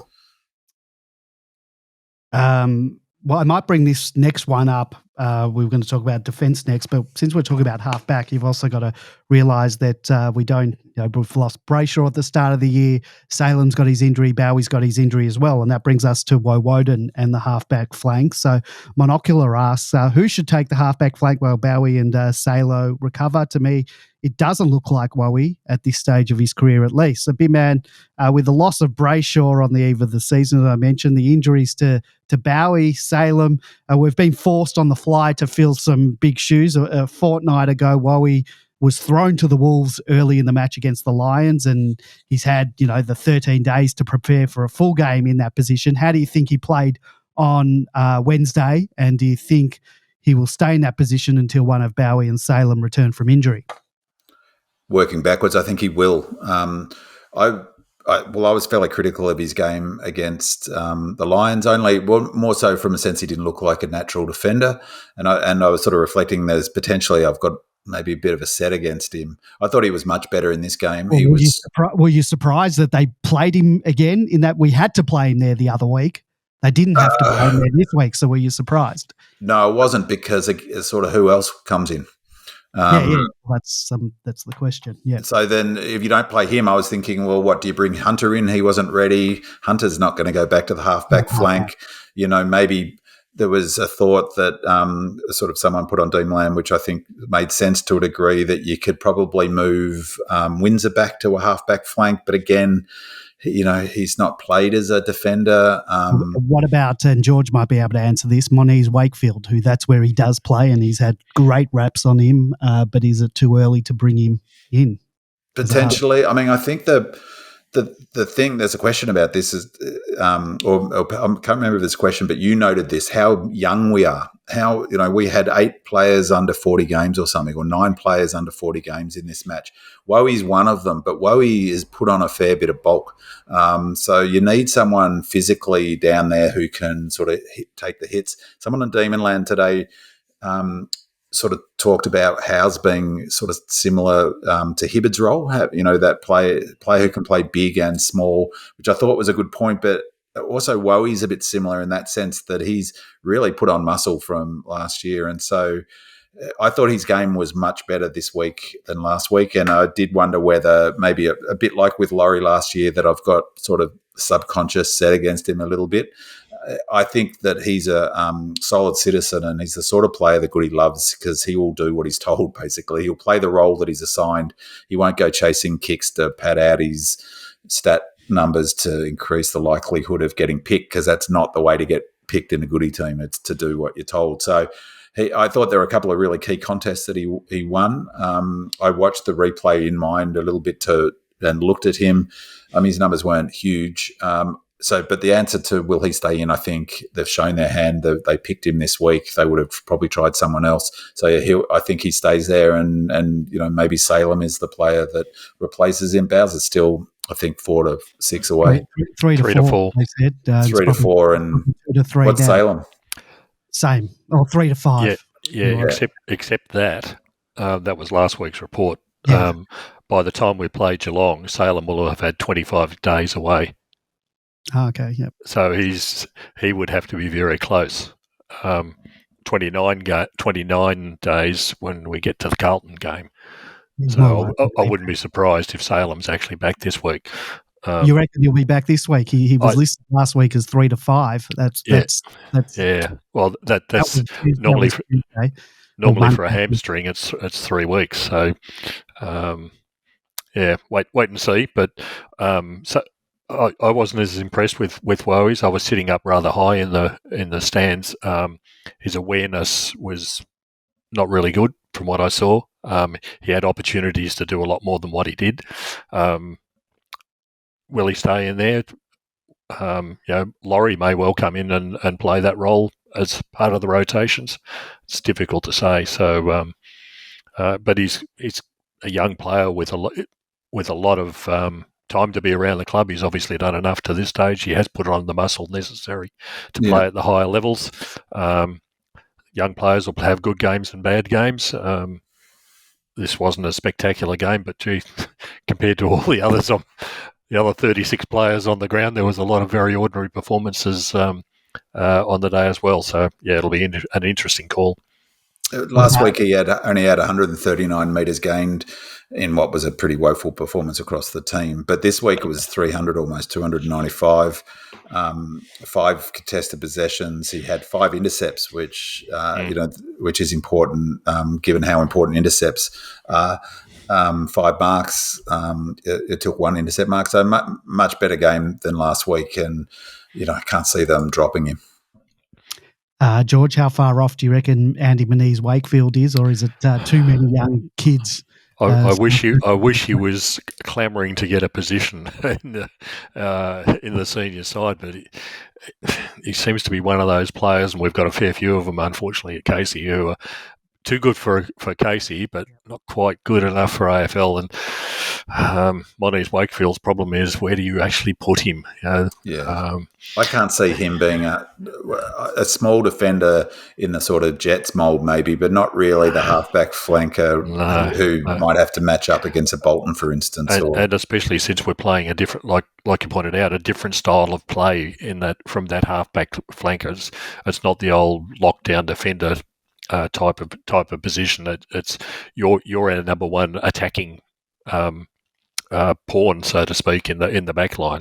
It's a different sort of game. And he hasn't done his apprenticeship. So if you think of Woden and Laurie, and then even JJ when he was at the club, there's players who they use the sub bench. They're in and around the team for weeks and weeks and weeks, and I think that we get a pretty good insight as to who the club are thinking the next players, the cabs off the rank, by who's on the emergency list, who's on the sub. And Andy hasn't been near it yet, has he? No. But and I'm not suggesting that he should be, but there have bbeen exceptions to those rules. Judd McVie, Blake Howes, all coming straight into big roles that you know. Well, at the beginning of the season, both though. That's true. That's a bit different. You know what I mean? Like, there's no time to when you get picked round 1. There's no time to be in and around the team, at least this season. But we're good. Both those examples are true. Buck Naked says, thank you. Thank the Demon for our defence. Kept the Tigers to 42 points when we couldn't hit a target to save ourselves. Our game really starts and finishes here. Scroll says, the first half wasn't pretty to watch, but thank the heavens for Stephen May and Jake Lever intercepting and marking everything, with the exception of one poor turnover kick by T-Mac, which cost us. He has also been fantastic as a third tall in defence. So, George, our defence really is a blessing. I reeled off the combined stats of May and Lever earlier: 49 possessions, 22 marks, 21 intercepts, 11 rebound 50s, 8 1%ers, 7 spoils and 7 score involvements. And you add T-Mac's 14 possessions, 8 marks, 8 intercepts, 4 rebound 50s, 3 1%ers, 3 spoils and 4 scoring involvements. And a picture gets painted of just how crucial our key defenders are. And add to that, keeping another team to under 50 points for our second time this season. And I think we've also got the lowest points against us by 31 points over Fremantle. So another feather in our cap to our defence 7 games into the season. Yeah, you can't be more appreciative of what the defenders are doing, not just May and Lever, but the whole side. You don't keep a team to 42 points because you've got 2 good players in defence. It's everybody doing their job. It was really spectacular to watch them working together. like I said, if it wasn't for a couple of really awful turnovers inside the opposition's forward 50, they would have kicked 3 goals in this game. Just consider it. This is an AFL side being held to 3 goals on an absolutely perfect night for football. That tells you how much ahead of them we are, and certainly how great our defence is. Even the most miserable sides generally kick 5, 6, 7, 8 goals maybe. Yeah, but look at their injuries. They don't have Lynch and Bolter in the forward line. That's a big, Well, yeah, that's like I said, they're completely decimated as a side. But the midfield, what's his name? The meatball, Taranto. They're missing some. But we also kept. I mean, that's what I was saying last week. Yeah, we were woeful against the Lions, but they only scored 82 points against us. Yep. And there are plenty of teams who get opened up when they play really bad, like the Saints. After that game, they got decimated, but no one was. That's when that conversation about the 5-day break came up. Now, we didn't have 5 days into the Lions, but talked about the impact of that cumulative fatigue. But the Saints, despite the fact of they're number 2 in the AFL for the least number of scores, they still got opened up. And we kept the Lions to only 82 points. It also showed, though, that game and this game, if you look at them together, is how important when you talk defence is what Goody keeps talking about is there is no defence and offence. They're interconnected. Is your defence just does not work if you're not putting pressure on the last kick inside 50, for instance, or they're moving it super quick off the halfback flank and we can't get set up our systems or our structure back there. So everyone has to contribute to it, but it's just awesome having Lever, isn't it? Lever and May down there. And to think, we got Hawkins this week and you go, well, automatically, who is the best player in the AFL most suited to take Hawkins? May. Laurie. Yeah, Laurie.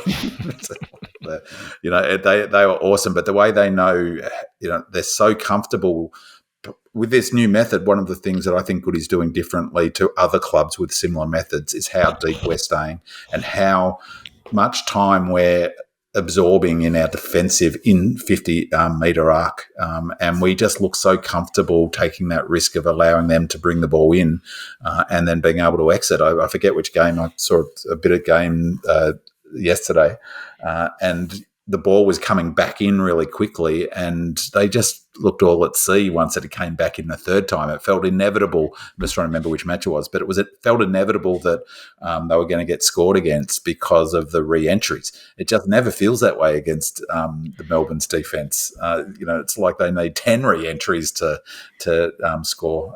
All those players. Lever was brilliant and so was Steve May. The other thing with the defence is I've been really impressed with the return to form of Langdon. He's big defensively, isn't he? Gets back all the time. And even Caleb Windsor, the work that he does to get back and fill holes, create not options, but blocking up the opposition's forward line.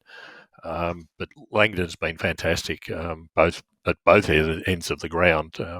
But that's all part of the all-team defence. Yeah. Years ago, you would never send a winger being credited for being a defender, but that's what it is these days. Box to box in soccer terms. Yep. Just quickly, Andy, and the other thing that I think is wonderful about our defensive system is how quickly has Howe's become a best 22 player. There's never any talk about him getting dropped.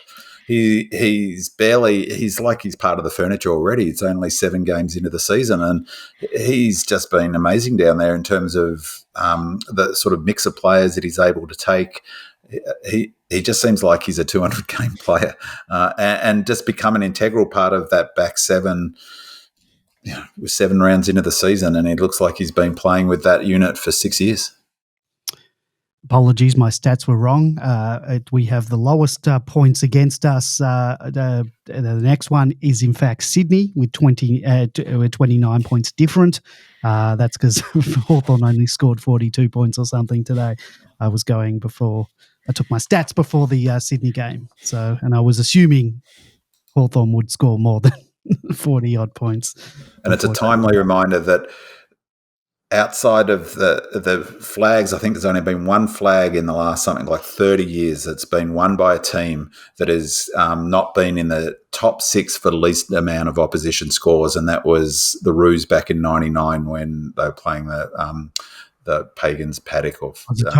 Totally different. Totally different footy. So, essentially you're not winning a flag unless you're in the top 4 defensive teams, and we're the best defensive team of the last, probably decade, arguably.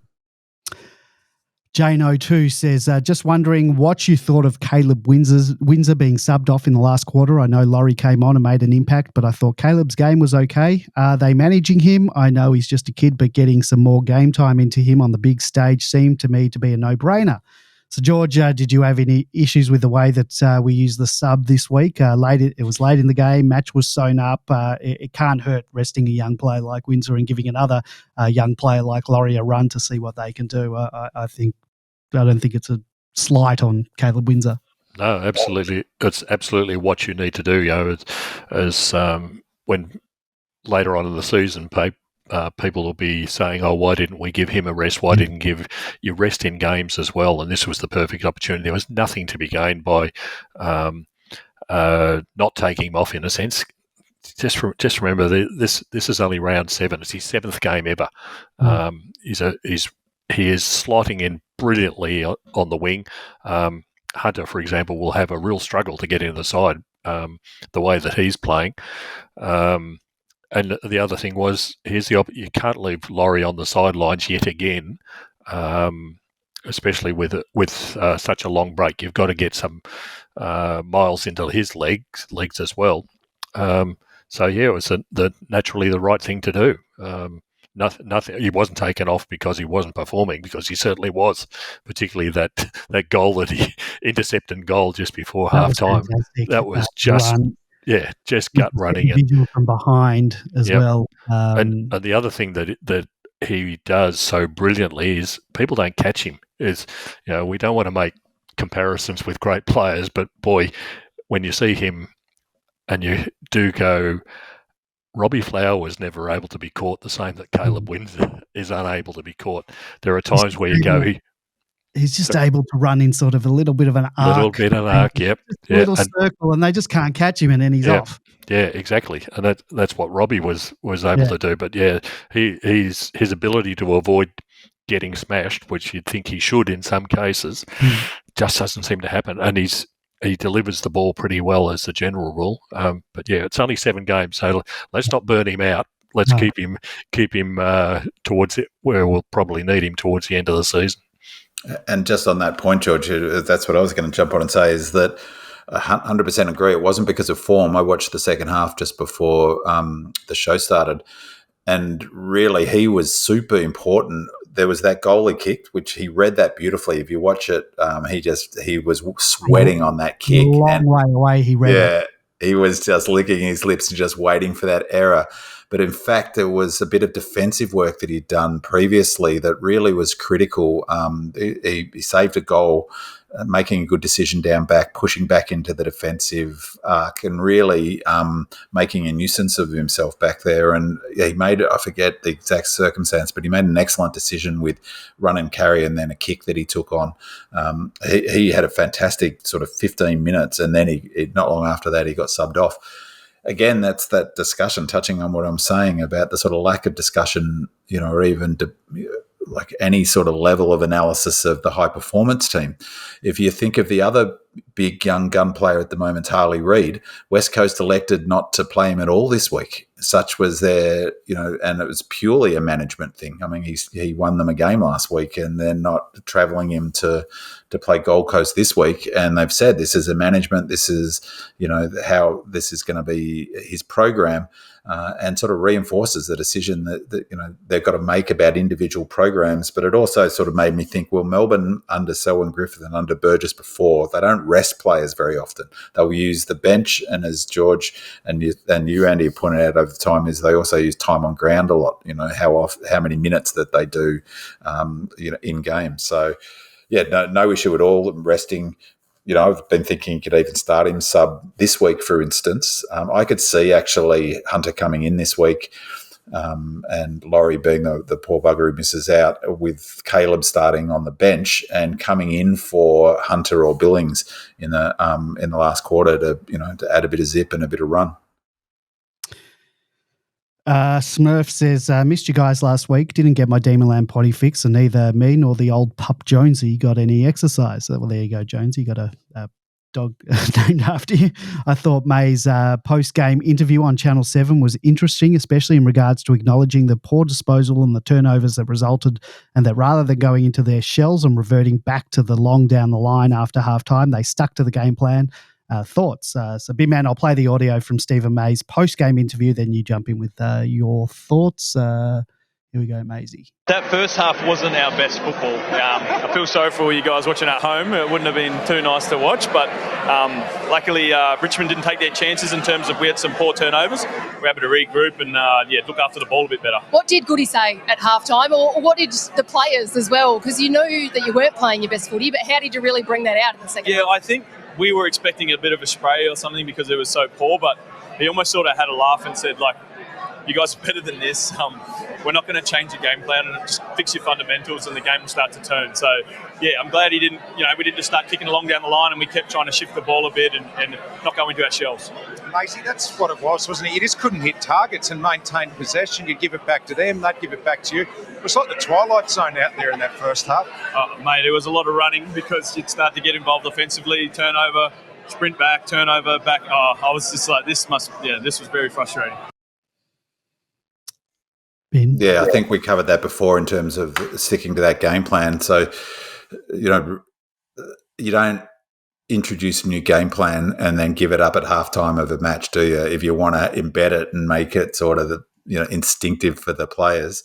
It makes an interesting point, though, doesn't he, about the impact of turnovers on the defensive system. You turn the ball over, everyone's out of whack, and everyone's got to sprint back to cover defensively. It emphasises even more how fantastic our defence was, that they did that sort of running and were able to maintain that right through the whole game. And I think they hit the nail on the head. Is really, I think the first half was marred purely by how poor the kicking on both sides was. But outside of that, apart from our pressure being only 150 in the second quarter, I guess, but outside of that, it wasn't sort of disastrous. It was just that if you keep turning the ball over, they will be annoyed that they couldn't take advantage of it on the scoreboard, Richmond, and partly that was them and partly that was our defence. But equally, we didn't take advantage of their turnovers. That was the other frustrating factor. They turned it over plenty of times and butchered it, and we couldn't take advantage of it in the first half, but we did in the second half by sticking to our guns.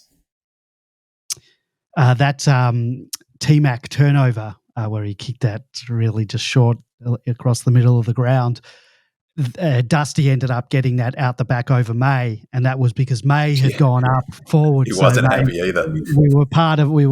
He was still in the offensive drive.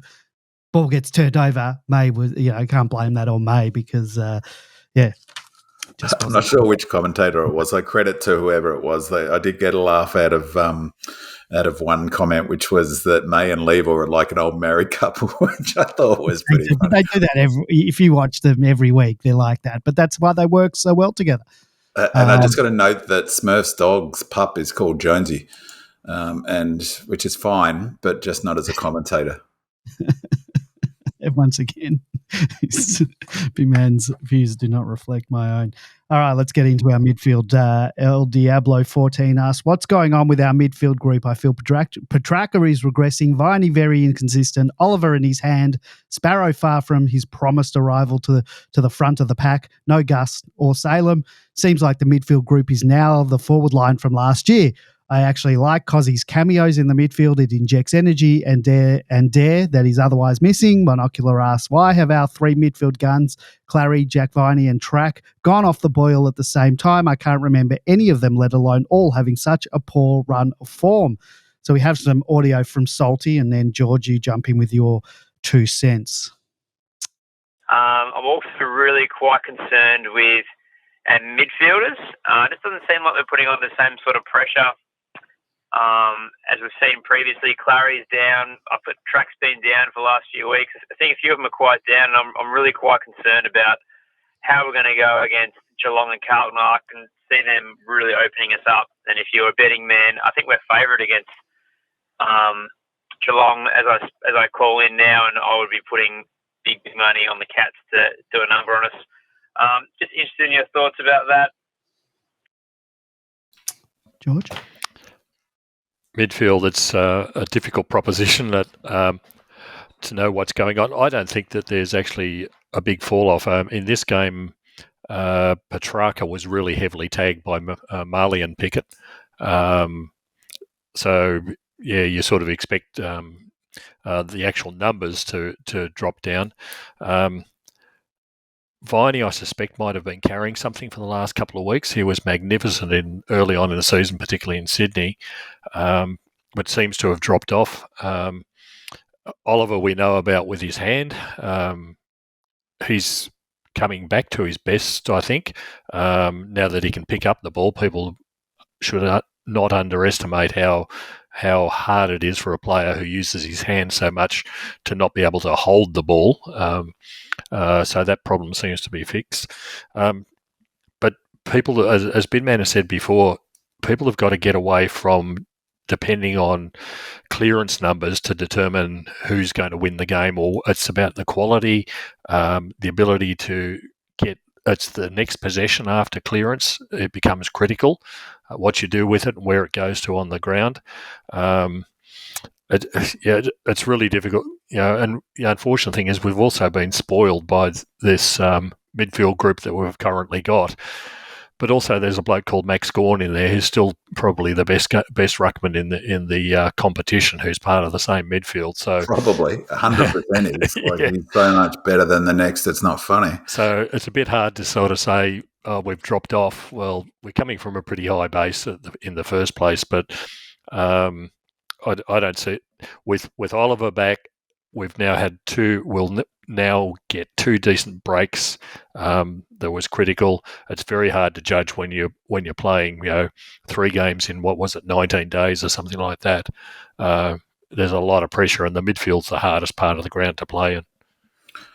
Much ado about nothing. Absolutely, it's like in this match. I'm not quite sure what people were expecting. Is that, as I said, I already made the point that we smashed them for stoppages, leaving the Brisbane game. That's an outlier. We are number 1 in the AFL from defending stoppages. So scores from stoppage from our opponents, and we're number 2 from scores from stoppage. So that's our midfield. The number 1 ranked player in the AFL at the moment is 𝗍𝗀𝗀𝗀. And in this game, our top 3 our rated players under the player rating, which, as I said, the coaches, the players and the clubs put a huge amount of store in this particular stat because it measures impact. It hoovers up a whole lot of different data points to measure the impact of every single possession and every single involvement a player has in the game to come up with this rating. Is Max Gawn in this game? His predicted rating going in was only 15. He had 25.6. Our number 2 player, despite getting tagged for the entire match by Marlon Pickett, was track. He was 16.4, and much to my surprise, our number 3 ranked player was Ollie, 𝗟𝗏𝘀𝗁, was 15.2 player rating. So our top 3 rated players in this game were our midfield, 𝗍𝗀𝗀𝗀, Track and Oliver. So, the eye didn't back that up, and the numbers don't back that up. We're killing teams at stoppages. Forget the raw numbers of total clearance. They're of no value whatsoever. Teams can't score against us. And we score heavily when we win stoppages. It's quality over quantity. And again, I keep banging on about this. We set up with 1 player less at almost every single around the ground stoppage. Yet we still got those sort of numbers and still got that sort of return on the score board. That doesn't happen without an absolutely elite firing midfield. The only player really, I agree, George, is Jack's dropped off, 𝗦nie's dropped off, and in this match, for instance, his ranking was only 3.2 points, and his expected was coming into it was let's have a look, was 12. So he has definitely been down the last couple of weeks. There could be all number of reasons for that, one of which is likely to be the load management program that they've gone into the bye with and post-bye. And just a point on that is that my point before about them giving them players the 4-day break straight after the Brisbane game is they could have flipped that and done all of their 3 extra loads the first week and given them a break in the second week to maximise how fresh they were for the Tigers game. There's no doubt in my mind that they didn't do that because the target game is the Cats and then the Blues. D-Me says, we're blessed with having May and Lever to organise the backs. I assume Viney, Track and Max provide leadership for the mids. However, we don't have a ready-made leader to organise the forwards, which I think is significant. So there is a tendency for them to act more as individuals than a cohesive forward team. Your thoughts, solutions? I see Milksham possibly taking that role, but that's probably not a long-term solution. So I assume injuries and that ever-changing lineup has contributed to a perceived lack of leadership amongst the forwards. Binman, do you see this as being an issue on game day? And if so, do you have a solution? I don't know, really. I mean, I wonder whether Petty, what sort of leadership he provides down there. I don't really know whether the sort of forward line has the same need for that sort of general ongoing leadership as the defensive system is, because if you watch them for a few minutes down back, they're pointing everywhere. They're pointing for people to get to specific spots. In the forward line, it's a bit more obvious. You run to the empty spot and hope someone kicks it to you and not over your head like they did to Petty for the first half. So it's an interesting question. I wouldn't say there's a natural leader. You'd expect look at Geelong. Like you would think Tommy Hawkins would be, he's a natural bloody pointer. I don't know if he's a natural leader. I think Fritter's natural aggro, he gets into people. So it's an interesting question. And to which I'd probably say that we talked about it a couple of weeks ago with JVR's interview that he did when he re-signed, is that how great it was that he identified himself as wanting to be a leader. So perhaps he'll be the player that grows into it. So it's an interesting question. I don't think there is a natural leader, but I wonder whether there's quite the same need for sort of a leader like we have with Lever and May up down back. Well, this also is up your alley, Binman, so you'll probably be taking this one. Doug Reamer says, given how flat-footed and error-ridden we were again by foot, is it too audacious to hint at the fact that Selwyn may have put a bit of extra loading into the group, and you've hinted on this already, to utilise the extra bye that we get this year, knowing full well we have enough talent to beat the Tigers at 75 to 80% rat power? Is it arrogant to plan a few weeks in ahead, but maybe the club is putting more weight into the upcoming games against the Cats, who we have an extra 3 days break on, and then the Blues, our own 5-day break? These upcoming games are top 4 shaping games, 8-point games, dare I say it. Knox adds, thinking about the long and short breaks, I noted that when we play Carlton, it will be a short 5-day break, but the game against Carlton will be our 3rd in 16 days and 4th in 29 days. While for Carlton, it will be their 3rd in 13 days, 4th in 20 days and 5th in 27 days. What does the pod think is likely to be more important, the single short break or the cumulative effect? So I guess, we've got that 5-day break going into the game, but Carlton will have played a lot more games, in the last 20 so days. So, Binman, the L word, loading's your forte. I'll defer to you on this one. Yeah, I mean, rather than sort of justify my case, is that I think exactly that's what they've done. So I agree with Doug Reamer, but we know that they did because Goody said he was interviewed right before the game. And so that was one benefit of watching it at home, is that he was interviewed, like literally he was walking to the bench, to the interchange bench, and he was asked about what was your post-buy or your buy sort of program look like. And he said 4-day break after the Brisbane game, so back on deck on the Tuesday the following week. Then 3 quality sessions was exactly what he meant. So what he said, and on top of that, in that article you said there's weights around that. So in a normal 7-day period, which that was in the lead up to the Richmond game, you would normally only do 2. So we know because the senior coach said they did 3 3 main sessions.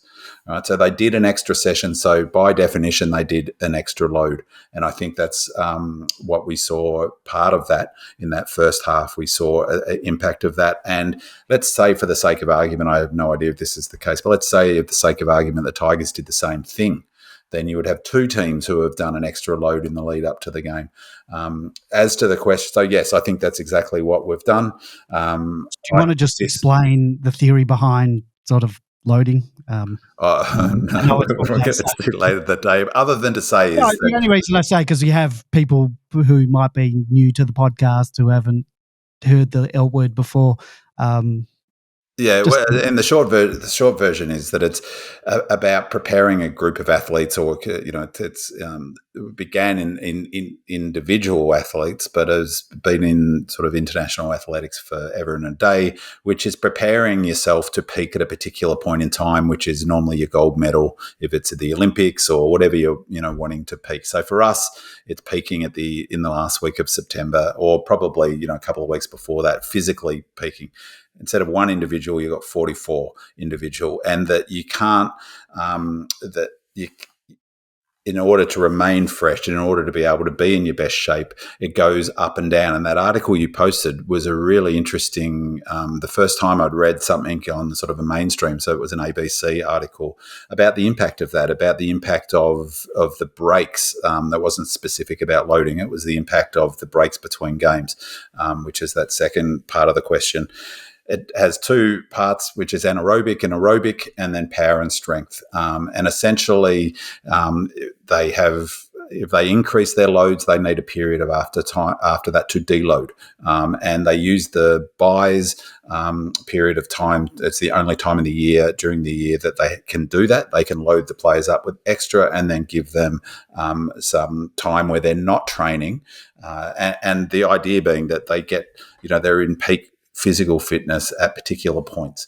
The upshot of it is that historically Melbourne has played very poor around the buys, either before the buys or after the buys. There's a cumulative fatigue through the season, and on top of that, the load management is to protect them against that. So it's not just about peaking at the right time, it's just managing their entire sort of program so that they're fatigued. My view is that they have target games. I agree with Doug Reamer, is that they would have taken a calculated risk not to be as fresh as they possibly could be for this game, so that they maximise their chances of being as fresh as possible against the Cats. Keeping in mind, we've only got a 5-day break into the Blues game. So what Maxi said after the game, Goody said before the game they had 3 big sessions or quality sessions in the week in the lead up to the Tigers game. I heard Maxi interviewed after the game. He said they've got 2 sessions planned this week. And that article that you linked, Andy, suggested that when teams have a 5-day break, they don't have any main session. The game itself is the session, and they just do skills and turn it over. So I suspect we had 3 coming into this game, 2, as Maxi said, and then I would be guessing we don't have any sort of big session in the 5-day break coming into the Carlton game. I think the other thing, the second part of the question is around the cumulative effects, and that's pretty straightforward in AFL. It's a long, hard season, and you've got to keep your players in the best possible condition you can. The young players suffer greatly from that, but I think we're also starting to see across all the competition, teams on a 5-day break do not play well. So that gives us an even better idea of how well we played in the gather rounds. Exactly. To be able to play against top-rated sides in Adelaide and Port and off a 5-day break and win was a remarkable effort. You've only got to look at some of the other sides, like St Kilda, off a 5-day break where they got absolutely, completely smashed. So I think we'll see more of that as the season goes on, but we're holding pretty well considering that this will be our second 5-day break against Carlton. Yeah, and so that question about what's more impactful, I don't know, I raised this last week about tracking this number, and just to be clear, I track that number not for wins and losses but for points, so what the line is, and so always factor in. And that article said that there's about a 6-point in footy, that's a lot. In footy betting, that's a huge amount, 6 points between the impact of a 5-day break. And that article also discusses the impact of accumulate. Like we played 3 games in 13 days. What's the impact of that? So that question, I don't know. I don't have enough expertise to know. But I suspect a 5-day break into the Blues game doesn't matter. Like it will be mitigated somewhat by the fact that the Blues are having 4 in 14. I think that question said. I still think we'll go into that game with a big disadvantage in terms of preparation. But to answer Doug Reamer's question is that they plan this stuff. When we interviewed 𝗟𝗶𝘀𝗁𝘀𝗁, they plan it every single minute of the entire program. The entire year is mapped out in advance. And, of course, they've got to do change. And on top of that, they've got their individual programs. Some players are power players like Track. So he might have done a whole bunch of weights into the lead up to this game, for instance, or 𝗏𝗍 might be doing his weights because he's a power player. And then you deload him so he's as fresh as possible. If he comes out and he's eating leather against the Cats, well, at least part of the puzzle will be the high performance getting him in a position where he's in peak optimal fitness for that game. And then, I think that the clubs, I think the AFL have run themselves into a huge problem here because they've given 8 clubs an advantage potentially with 2 buys, because then they can structure their high performance around those 2 buys, which is what Voss talked about doing with the Blues in their first thing. The advantage Melbourne have got is that our first buy was 6 rounds into the season or whatever it was, or 5 rounds in. The other, so Richmond and Melbourne had late buys, which means that we've only got 5 or 6 weeks to the mid-season buy. I think they don't know what the outcome of that is and what the consequence of that is. And I suspect it's going to give the Cats, the Ds, Tigers doesn't really matter, but the Swans a massive leg up come the end of the season, the ability to rest players for, one more time. That article, I think it stated that I think we play 2 or 3 5-day breaks this year, but also importantly, but works against us, we don't play any teams off a 5-day break. No. And we've got one, our only advantage that we've got all season is what's coming up now, is that we've got 2 extra days into the Cats game, but it doesn't really matter, I don't think, once it's 7 days. 7 days is the period. And that article, again, this article, will put it up on the links or we'll put it on, is that historically, in footy, it was Saturday to Saturday. So you could plan your structures around that, because it also talks about the impact of flying and different environments. And also it emphasises the importance of routine to athletes and says that if you take players outside their routines, they're going to struggle. If it's like the Demonland podcast, we're doing it on a Sunday and then a Thursday and a Tuesday, and I'm all over the shop. Yes, I'm just trying to find that. The thread on Demonland is called "How Rest and Preparation Dictates AFL Performance." But what I'm going to do is take that link, put it in the podcast round 7 versus Richmond thread. So if you are listening to this and you're not a frequent Demonland person, just go into Demonland and look for the podcast round 7 versus Richmond thread, and you'll find a link to that article. If they've got it right, I suspect that we will be unbelievably ready for next Saturday. And then into the Blues game, who knows? I think it's so variable. 5 days is ridiculous. They should not be asking, the AFL should not be asking elite athletes to back up, what is essentially a half marathon. 5 days later, asking them to run a half marathon. But in addition, let's just, smash that person running a half marathon 35 times between the beginning of the race and the end of the race. And then 5 days later, we're going to ask them to do it again. Yep. All right. I've linked that article in the podcast thread. So if you want to go have a look, go to demonland.com, search for a podcast round 7 versus Richmond thread. You'll find that article. It's very interesting and might give you a bit of an insight into what we've been talking about.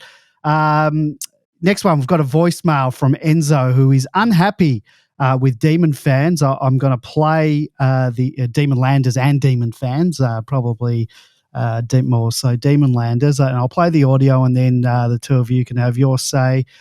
Big man, you wanted to tee up something after that. So let's just hear from Enzo, and let's see what he has to say. G'day, guys. Andy, George, Bin Man. Andy, my new best friend. Actually, it was a very good win. I'm very happy. I went to the game. It was a great event. It was so beautiful, that game.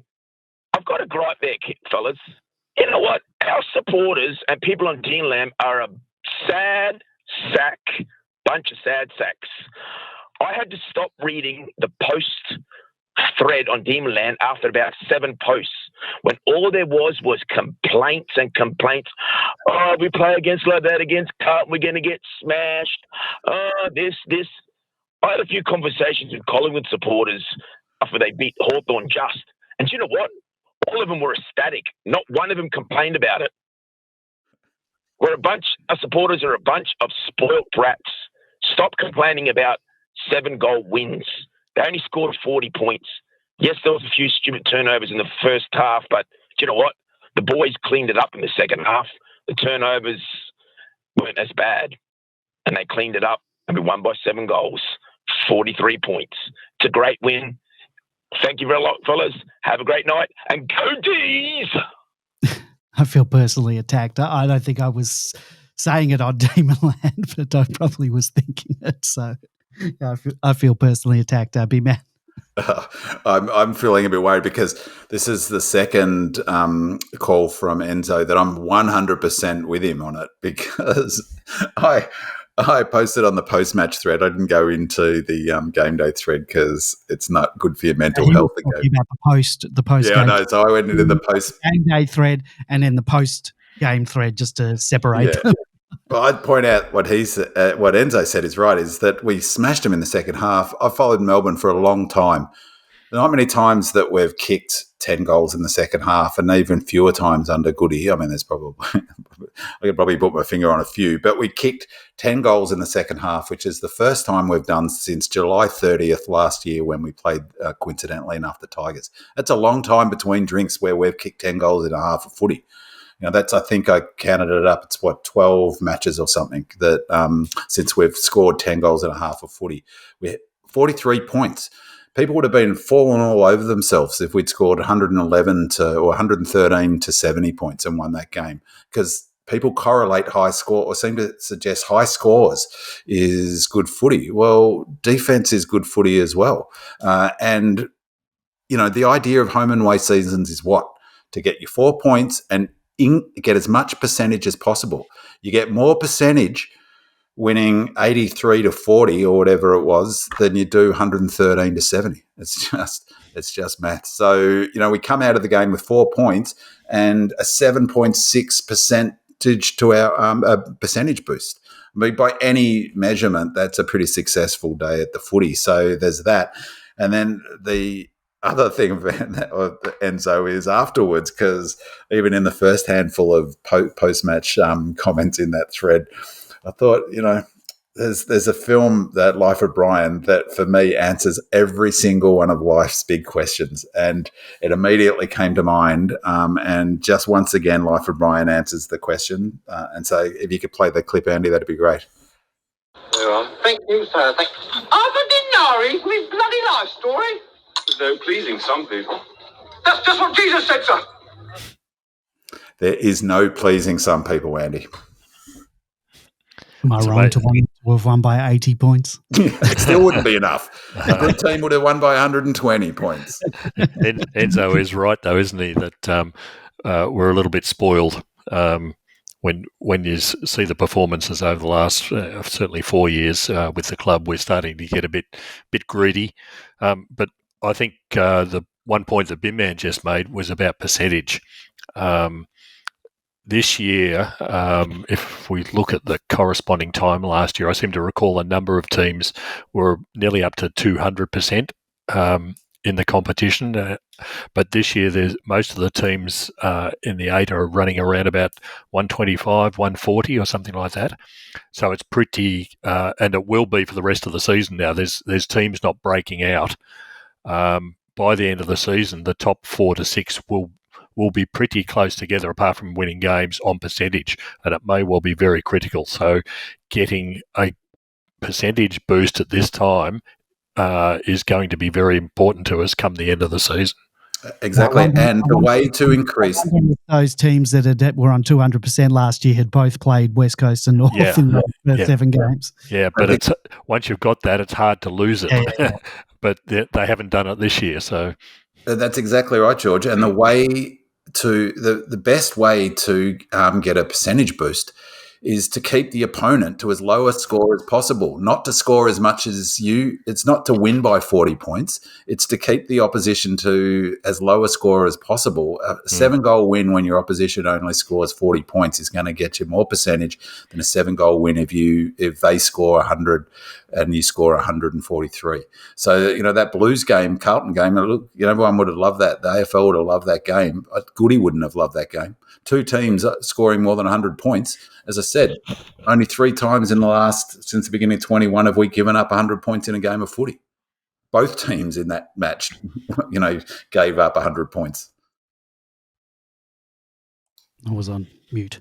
All right, let's get into. We have a voicemail from Molly, who had an encounter at the footy with Colton Tolstrup. So let's hear what she had to report. We've got it here. Hi, boys. This is Molly from Eltham. I was just calling in to let you guys know that I was at the game on Wednesday night, and it was great to get the win. But halfway through the first quarter, the Colts actually came up and was sitting behind us. And I just wanted to let you boys know that he bleeds red and blue. He loves the club, talking up every player, telling everyone how he is the best kick in the AFL and he's got the same boots as Bailey and how Stephen May's one of the toughest blokes going around. And it was just great to see a young player talking up the club. And I just thought I'd call and let you guys know. Love the pod, long-time listener. Keep up the great work. Thanks. So it seems like he was talking up the club and himself. Oh, I love it. I think it fits with the glasses, doesn't it? Yeah, absolutely.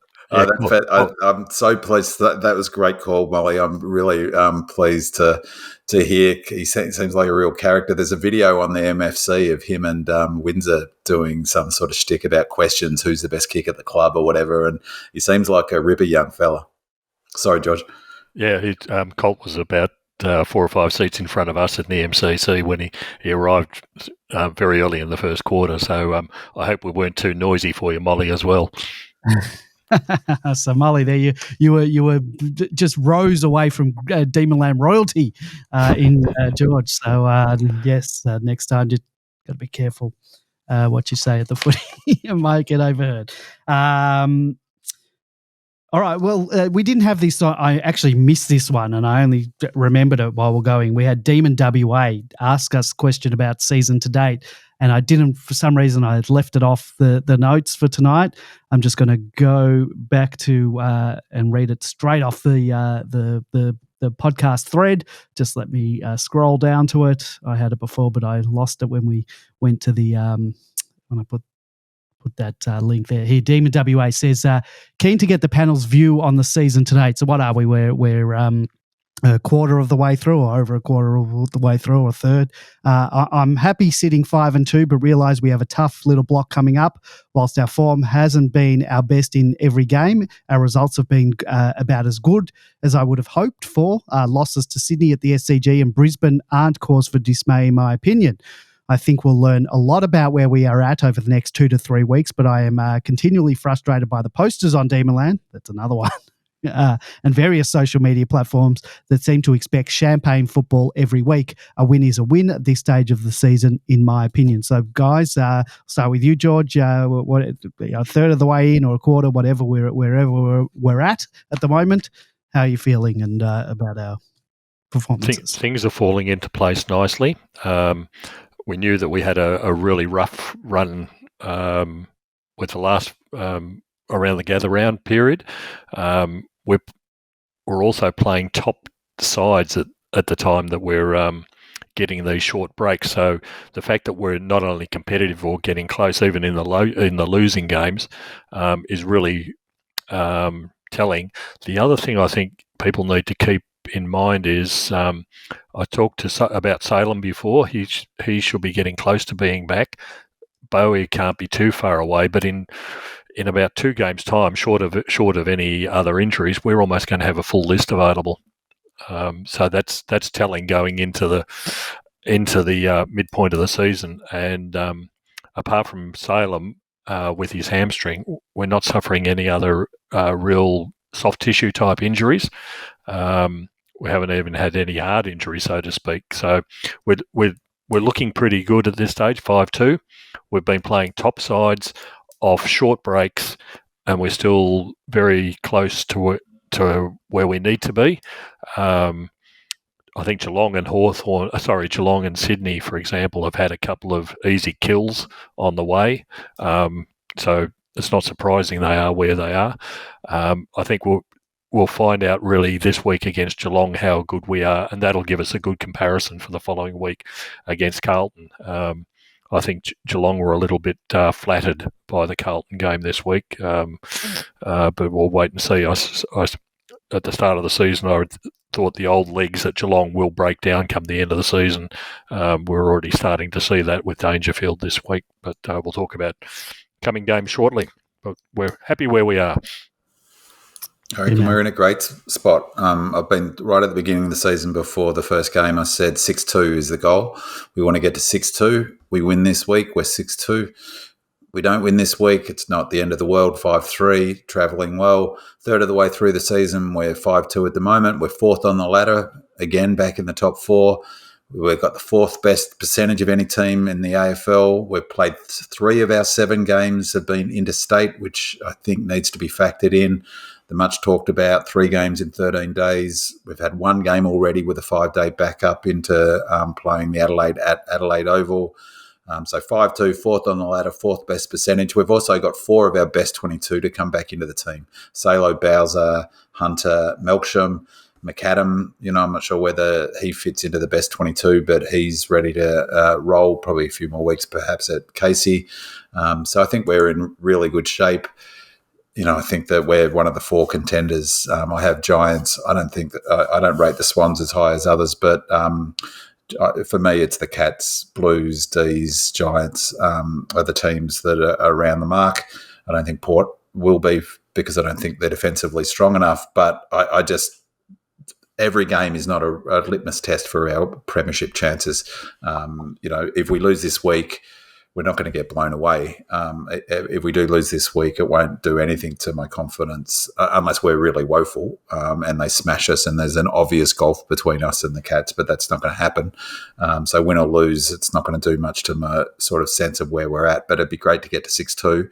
We get to 6-2, I think the draw really opens up after this 5-day break. We've got a bunch of games at the MCG. We've got a pretty good run home. We've got another bye to manipulate and use that as well. So I think we get to 6-2. We're locked for top 4. So I think we're in really good shape. All right, let's get on to the Casey game. We'll go through it pretty quickly. The Casey Demons took on a severely depleted Richmond VFL team, which had 7 listed players to Casey's 14. And despite this, the Tigers started strongly before Casey clawed their way back into the game. The match continued to be a tightly contested contest with lead changes and strong performances on both sides. The Demons seemed a little top-heavy. They held sway in the air but were well beaten in the ruck, 48 hit-outs to 14, and the Tigers' midfield won the clearance battles and the ground balls, allowing them to move away to a well-deserved 20-point victory.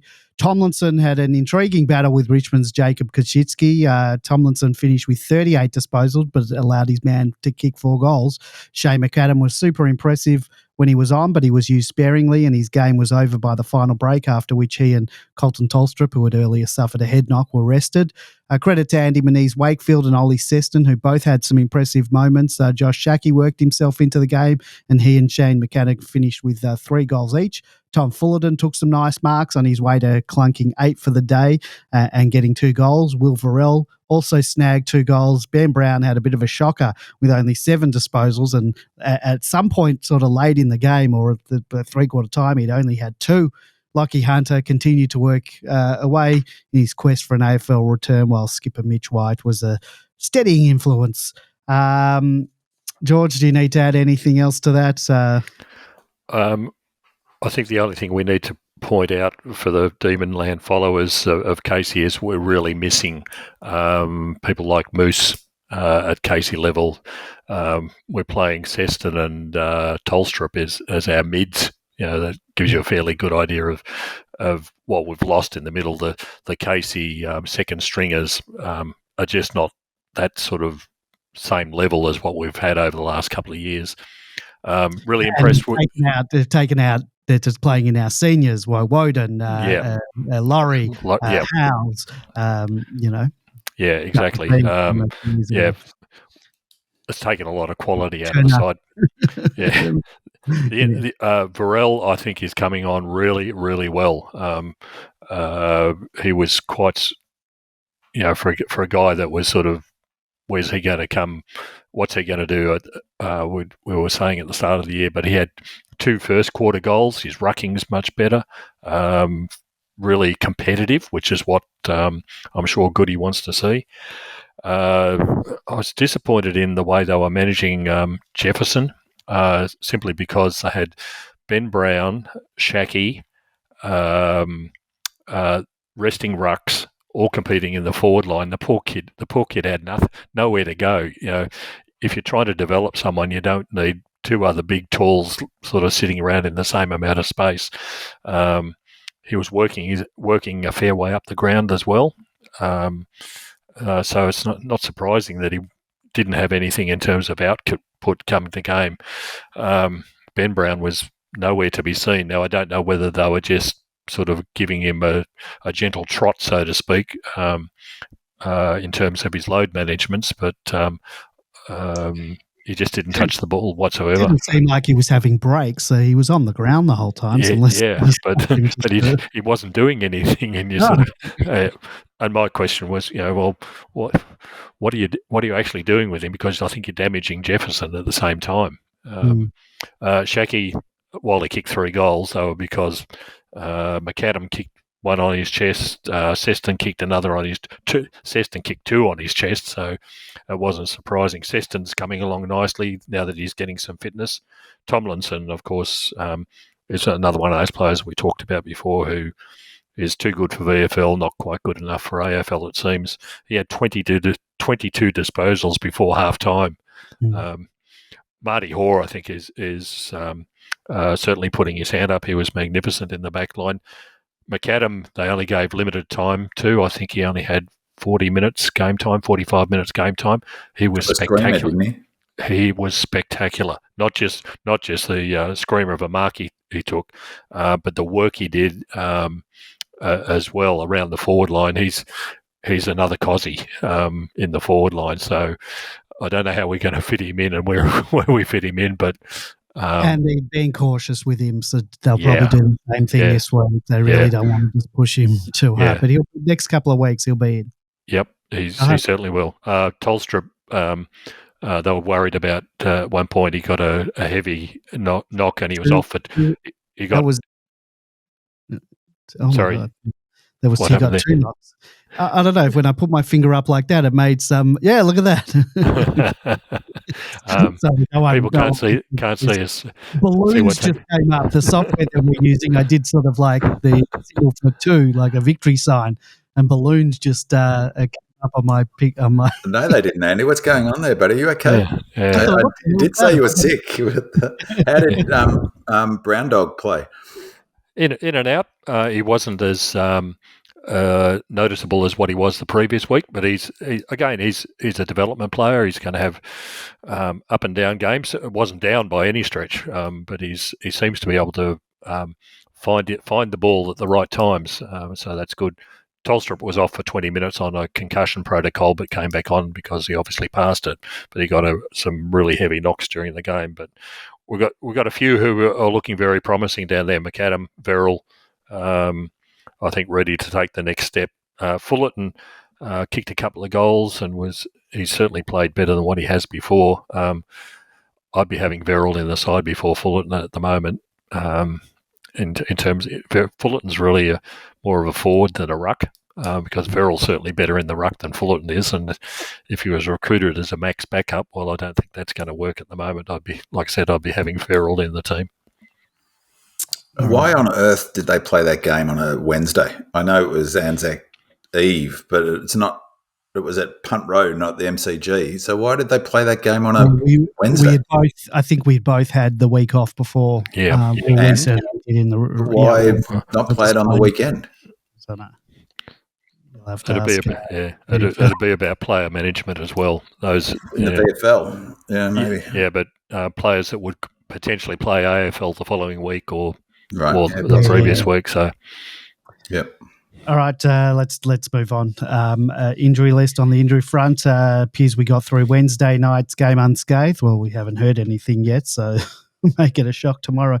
Might be a question mark, as you said, over Colton Tolstrup. He did cough 2 head knocks in the twos. He did go off for a concussion test, but then came back on. But I think he spent some time off in the last quarter anyway, so who knows what's going to happen there. Everyone else on the injury list is still at least 2 to 3 to 4 weeks away, with the exception of Melksham, who's got a little bit longer.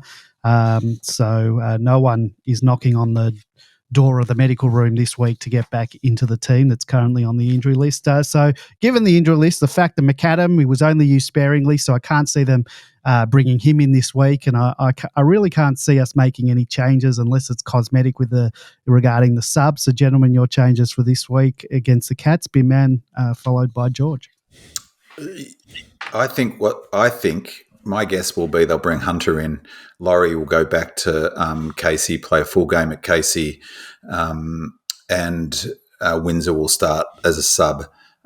I just think that they're one would really, to a degree, the Cats is how seasoned their players are, how strong they are. They'll have Guthrie's back in the team, Tui's back in the team. They've got a lot of physically strong players. It's great that I'm happy enough that Danger's not going to be one of them.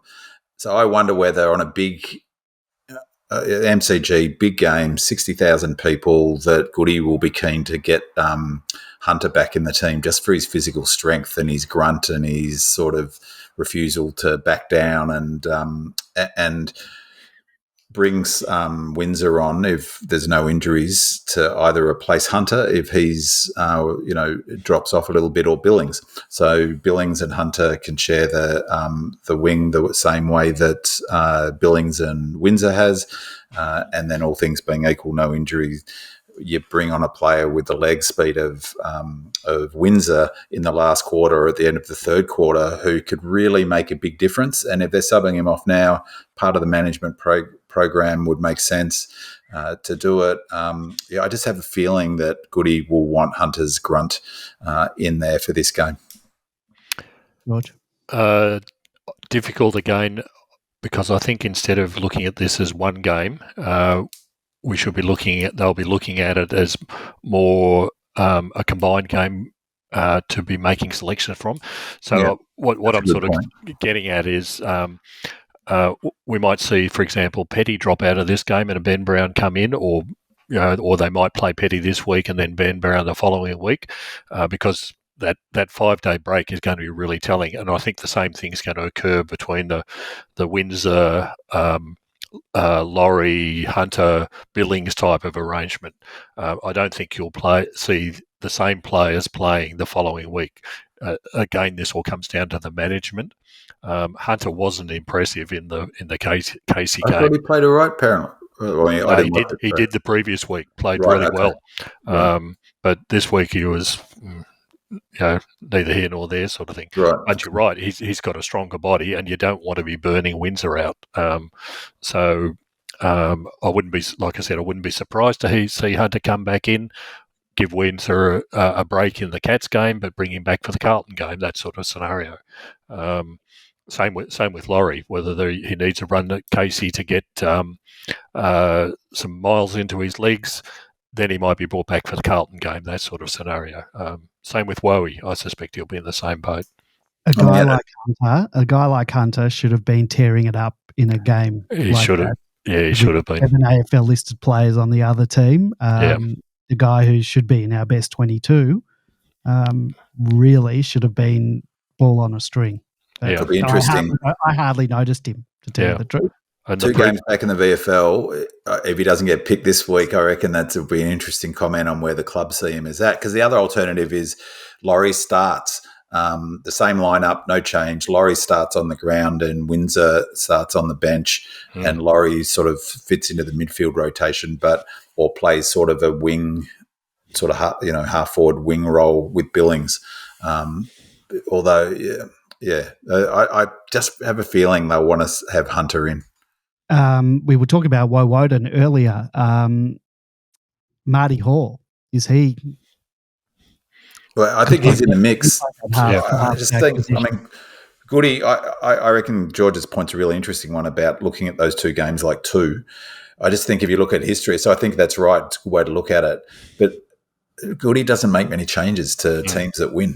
He just never has. And he makes left field selections, so anything could happen. Goody's made already this year some pretty left field selections, including he hasn't got much credit for turning a defender into a 3-goal. He kicked his first 3 goals in AFL footy. So that was a clever move by Goody, wasn't it? I mean, it was a winning move. Arguably, it was the difference in the match potentially. So he's not unprepared to make some pretty big calls, Goody. But probably, to contradict myself, the most likely scenario is no change because Goody doesn't make changes. So, all right. Well, the Cats have started the season shot out of a cannon, sit unbeaten on the top of the ladder, having won all 7 of the games to date. The Demons won their 5 of their 7 games this season and sit in the top 4 on percentage ahead of the Power and the Blues. And in a true 8-point game, the D's must win this week to hold on to their precarious position within the top 4 and also to make a massive statement by taking a huge 2024 scalp. Dangerfield is out with a hamstring injury, but All-Australian intercepting defender Tom Stewart, is that his name? Yes, Tom Stewart, should return from concussion.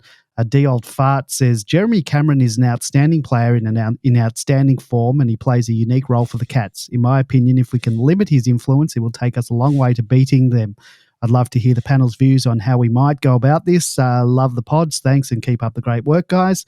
Fritter and Turner asks, against the Cats, can we use our sub to manage a player like we did with Windsor? Well, we've sort of talked about that, so forget about that. But boys, a preview of this match as well as an answer to 𝗟𝗀𝘀𝘁𝗁's question. We've answered Fritter's question. So, George, followed by Bimman, your thoughts on this game? Yes, we can beat the Cats, and I think the blueprint, so to speak, was given by Carlton. If Carlton had kicked straight in the first quarter where they kicked 2 goals 8, Carlton would have won the game. It was as simple as that. And it was like watching a Melbourne game from previous years, wasn't it? That was my next point. It was exactly the same problem that we had, particularly at the end of last season. The Cats gave up, even partially because Stewart wasn't there, but the Cats gave up 105 points to the opposition. You can't do that against any side if you're a top four contender. The fortunate thing for them was that Carlton's got 0 defence apart from Wiedering as well, so the Cats got away with sheer murder. Almost invariably when I was watching the game, most of the Cats' goals came from turnovers in the back half, and they went the whole length of the field because Carlton has no. I don't think Carlton has any real defensive structures as such. So it was just you just watch this. Carlton would miss the shots. The ball would go from one end of the ground to the other, and the Cats would score. At one point in the game, the Cats had kicked 7 goals from 15 entries into 50. Yeah, that's how telling it was. 58%. In the end of the game, I think I heard it was like score inside 50 to score ratio was 58% of the times they went inside 50, they scored. That's because there were no defensive structures and from one end of the ground to the other, basically. So Geelong got away with sheer murder in this game. They should not have been even close. If Carlton had kicked straight on in the first place, they would have won the game. If Carlton had a defensive structure, they would have won on the second case. So, mind you, the Cats got 31 points up with only 4 or 5 minutes to go in the, So we won't let them get away with that. It's quite as simple as that. I think the other thing that's going to happen is the cat's old legs are starting to they're starting to have the effect that we've talked about for the last couple of years. Dangerfield does a hamstring in this game when he only plays 5 minutes at a time. Tells you that Hawkins didn't score anything. He doesn't move outside the goal square these days compared to what he used to play, which will suit Stephen May absolutely perfectly. They're getting their scores from their new runners like Holmes, Myers, even Stengel up the forward line as a small forward. They're not the Cats that were there before. I don't think they can keep up this pace for the whole season. So they brought in some good young players home, as you mentioned. I rate them pretty high, the Cats, and as I said, they're playing a very similar game, or we're playing a very similar game to them. They're probably, they're a year ahead of us in terms of playing that method, so that's an advantage for them. I think that the query I have with the Blues is a bit the same. Is defensively, that fast transition model really exposes defensive systems. And I think, as I've said before, we're best placed of any team in the AFL to protect against that. He's still going to get goals scored against us, but we've shown our ability to be able to defend that fast ball movement from the back half better than probably any club in the AFL, I suspect. And certainly better than Blues, and they were all out of shape. I mean, mind you, they were missing Marchbank, Sard, and McGovern, the Blues. So, I've got a query on them, but they've also given up the 10th most scores in the AFL. I was really interested in your use of the word precarious there, Andy, like a bit of MFCSS, our precarious hold on the top four. Why precarious? I mean, it doesn't. We're out of the top four. That's why I say we're fourth, but it's not precarious. We're 6 percentage points clear of Port Adelaide in fifth, and Carlton have only got 112. We've played the same number of games now. Everyone's played the same number of games. They've had the same number of wins as us, the Blues, yet we've got 14% more than them, and people are questioning us. Our spot's precarious. Andy, come on. What I'm saying is if Port beat Adelaide and Carlton beat Collingwood and we lose to Geelong, we're out of the top four. Yeah, well, that's not precarious, is it? that's a fairly. I think we're going to win this game, and I think we're going to win it well. And I'm really, really looking forward to it, because every single season we play Geelong down at Cardinia Park around the bye for the last 3 or 4 seasons, when for a whole range of reasons we're not in the best shape. We're going to be in optimal shape. We've targeted this game. I think we'll smash them. I think we'll smash them right from the beginning. Miss Bargonagus a couple of weeks ago, that was such an astute observation. We won't jump out to a lead. We didn't in the Richmond game. We sort of mirror the opposition and stick with them like boxers who, 2 or 3 rounds in, and then we go hard in the second half. We're the highest scoring side the third highest scoring side in fourth quarters in the AFL. We are in good shape. I think, that question about Cameron, he is an absolutely critical player. Goody isn't likely to run a tag on him. Goody doesn't do a hard tag. So I suspect they'll play him much like they did Bolton, where he, in the forward line, he'll have a player. I think Howes will go to him, maybe McVie. But I think Howes can take him. So he'll take him and he'll hand off when Cameron does what he does, which is push up the ground and essentially become a winger. So he's really just almost playing like a winger that's on the offensive side of the wing, as opposed to, say, Langdon, who's pushing way back into defence. It's, Cameron's almost playing the exact same role, but he spends more time in the forward line and pushes and becomes a dangerous forward. So I think what they'll do is hand off and let him take the ball, get his balls up the ground, and then when he comes back inside the arc, maybe Howes will take him, but McVie or Lever will come across. He's definitely a critical player. I think the advantage we have against their forward line is that we can send Maida Hawkins. We know how Hawkins is going to play.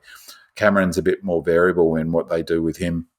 I think really for me the key is shutting Myers down, and having someone running hard on him, not a tag, but he is so critical to their inside 50s and really important high half forward transition role. I hope they put a bit of time into him. Stengel is a player that worries me because we just struggle against those sort of quality small mids, but I think McVie is the player who will get him.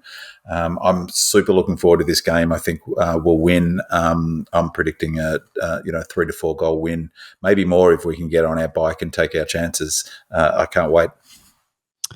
Interesting round of footy for the top 4 because we play Geelong and Sydney and GWS play each other. So it really is a 16-point game. 16. Yeah, it really is. And if we win this game, it creates a big gap between sort of 8 and 9. Yeah, it's huge. It is an 8-point game, and you won't catch me if we lose. I can promise you now, I won't be saying one of the factors is fatigue, because I am absolutely 100% convinced they are targeted this game, and their high performance program has been right from our first ball that was kicked last year in our pre-season has been designed for to peak on this day. That's the advantage of that bye. So I think we will get a good read of where we're at, where the new game plan's at. But equally, so will the Cats. I'm sick of everyone creating these benchmark teams. The Cats, there's this thread on Demonland talking about it. Someone saying that we'll get a reality check when we play them. We won't be the team getting a reality check. It'll be the Cats getting a reality check. They beat the Blues. But other than that, every single one of their other victories is teams outside the 8. It's the classic. They haven't beaten anyone. We win this game. The Blues, I think, I'm not nearly as confident against the Blues just because of that 5-day factor. But then we come into a period of time where we get back into a weekly rhythm, less travel interstate, none of these less of these stupid Thursday night games. And so if we can get through these 2 games with even one win, we'll get to 6-2 if we beat the Cats, and we're a top 4 lock. So the Cats have beaten St Kilda, Adelaide, Hawthorn, Bulldogs, North, Brisbane on a wet night at the Gabba, and now Carlton. So that's who they've played. Is it too early for the ladder predict, Andy? I did it the other day. Really? Jeez. The weather on Saturday, partly cloudy, medium chance of showers, most likely later in the day. Oh, good Lord. Light winds becoming south to southeasterly 15 to 20 kilometres during the day. So I did the ladder predictor and basically went with whoever was higher on the ladder. That's who won. So as the rounds went on, if the team was higher on the ladder, that's who won, which we all know it doesn't work like that. And we ended up fourth. Yeah. Double chance. And did you factor the weather in for the rest of the year? No, I had no weather to factor in. All right. We're going to leave it there with this nonsense about ladder predictors in round 7. If you want to listen to the show, come listen to us live as we're back on Monday nights from next week. Also, I think at the moment, thank you to our 5-star reviewers on Apple Podcasts. Thank you to Braggs, Woden and Mr. Noisy. Thank you to our voicemailers, Enzo, Salty, and first-time voicemailer, Molly. Your questions and comments are an integral part of the show. So thank you to our Demonland posters who submitted questions and comments. Thank you to Monocular, Travi14, Red and Blue Rising, Demon Jack 14, Buck Naked, Return to Glory, Lazy, Red and Blue Beard, Phil C, Delightful Play, Scroll, El Diablo 14, Jane O2, Smurf, D Me, Doug Reamer, D Knox, D Old Fart, Fritter and Turner, and Demon WA. Thank you, of course, to my co-hosts, George and B-Man, and thank you to you, our loyal listeners. Don't forget, leave us a 5-star review and a comment on Apple Podcasts or wherever you get your podcast from. We'll read it out on the show next week. Go Demons. Go Redleggers. Come on, Demons. Come on, Demons. Come on, Demons. Come on, Demons.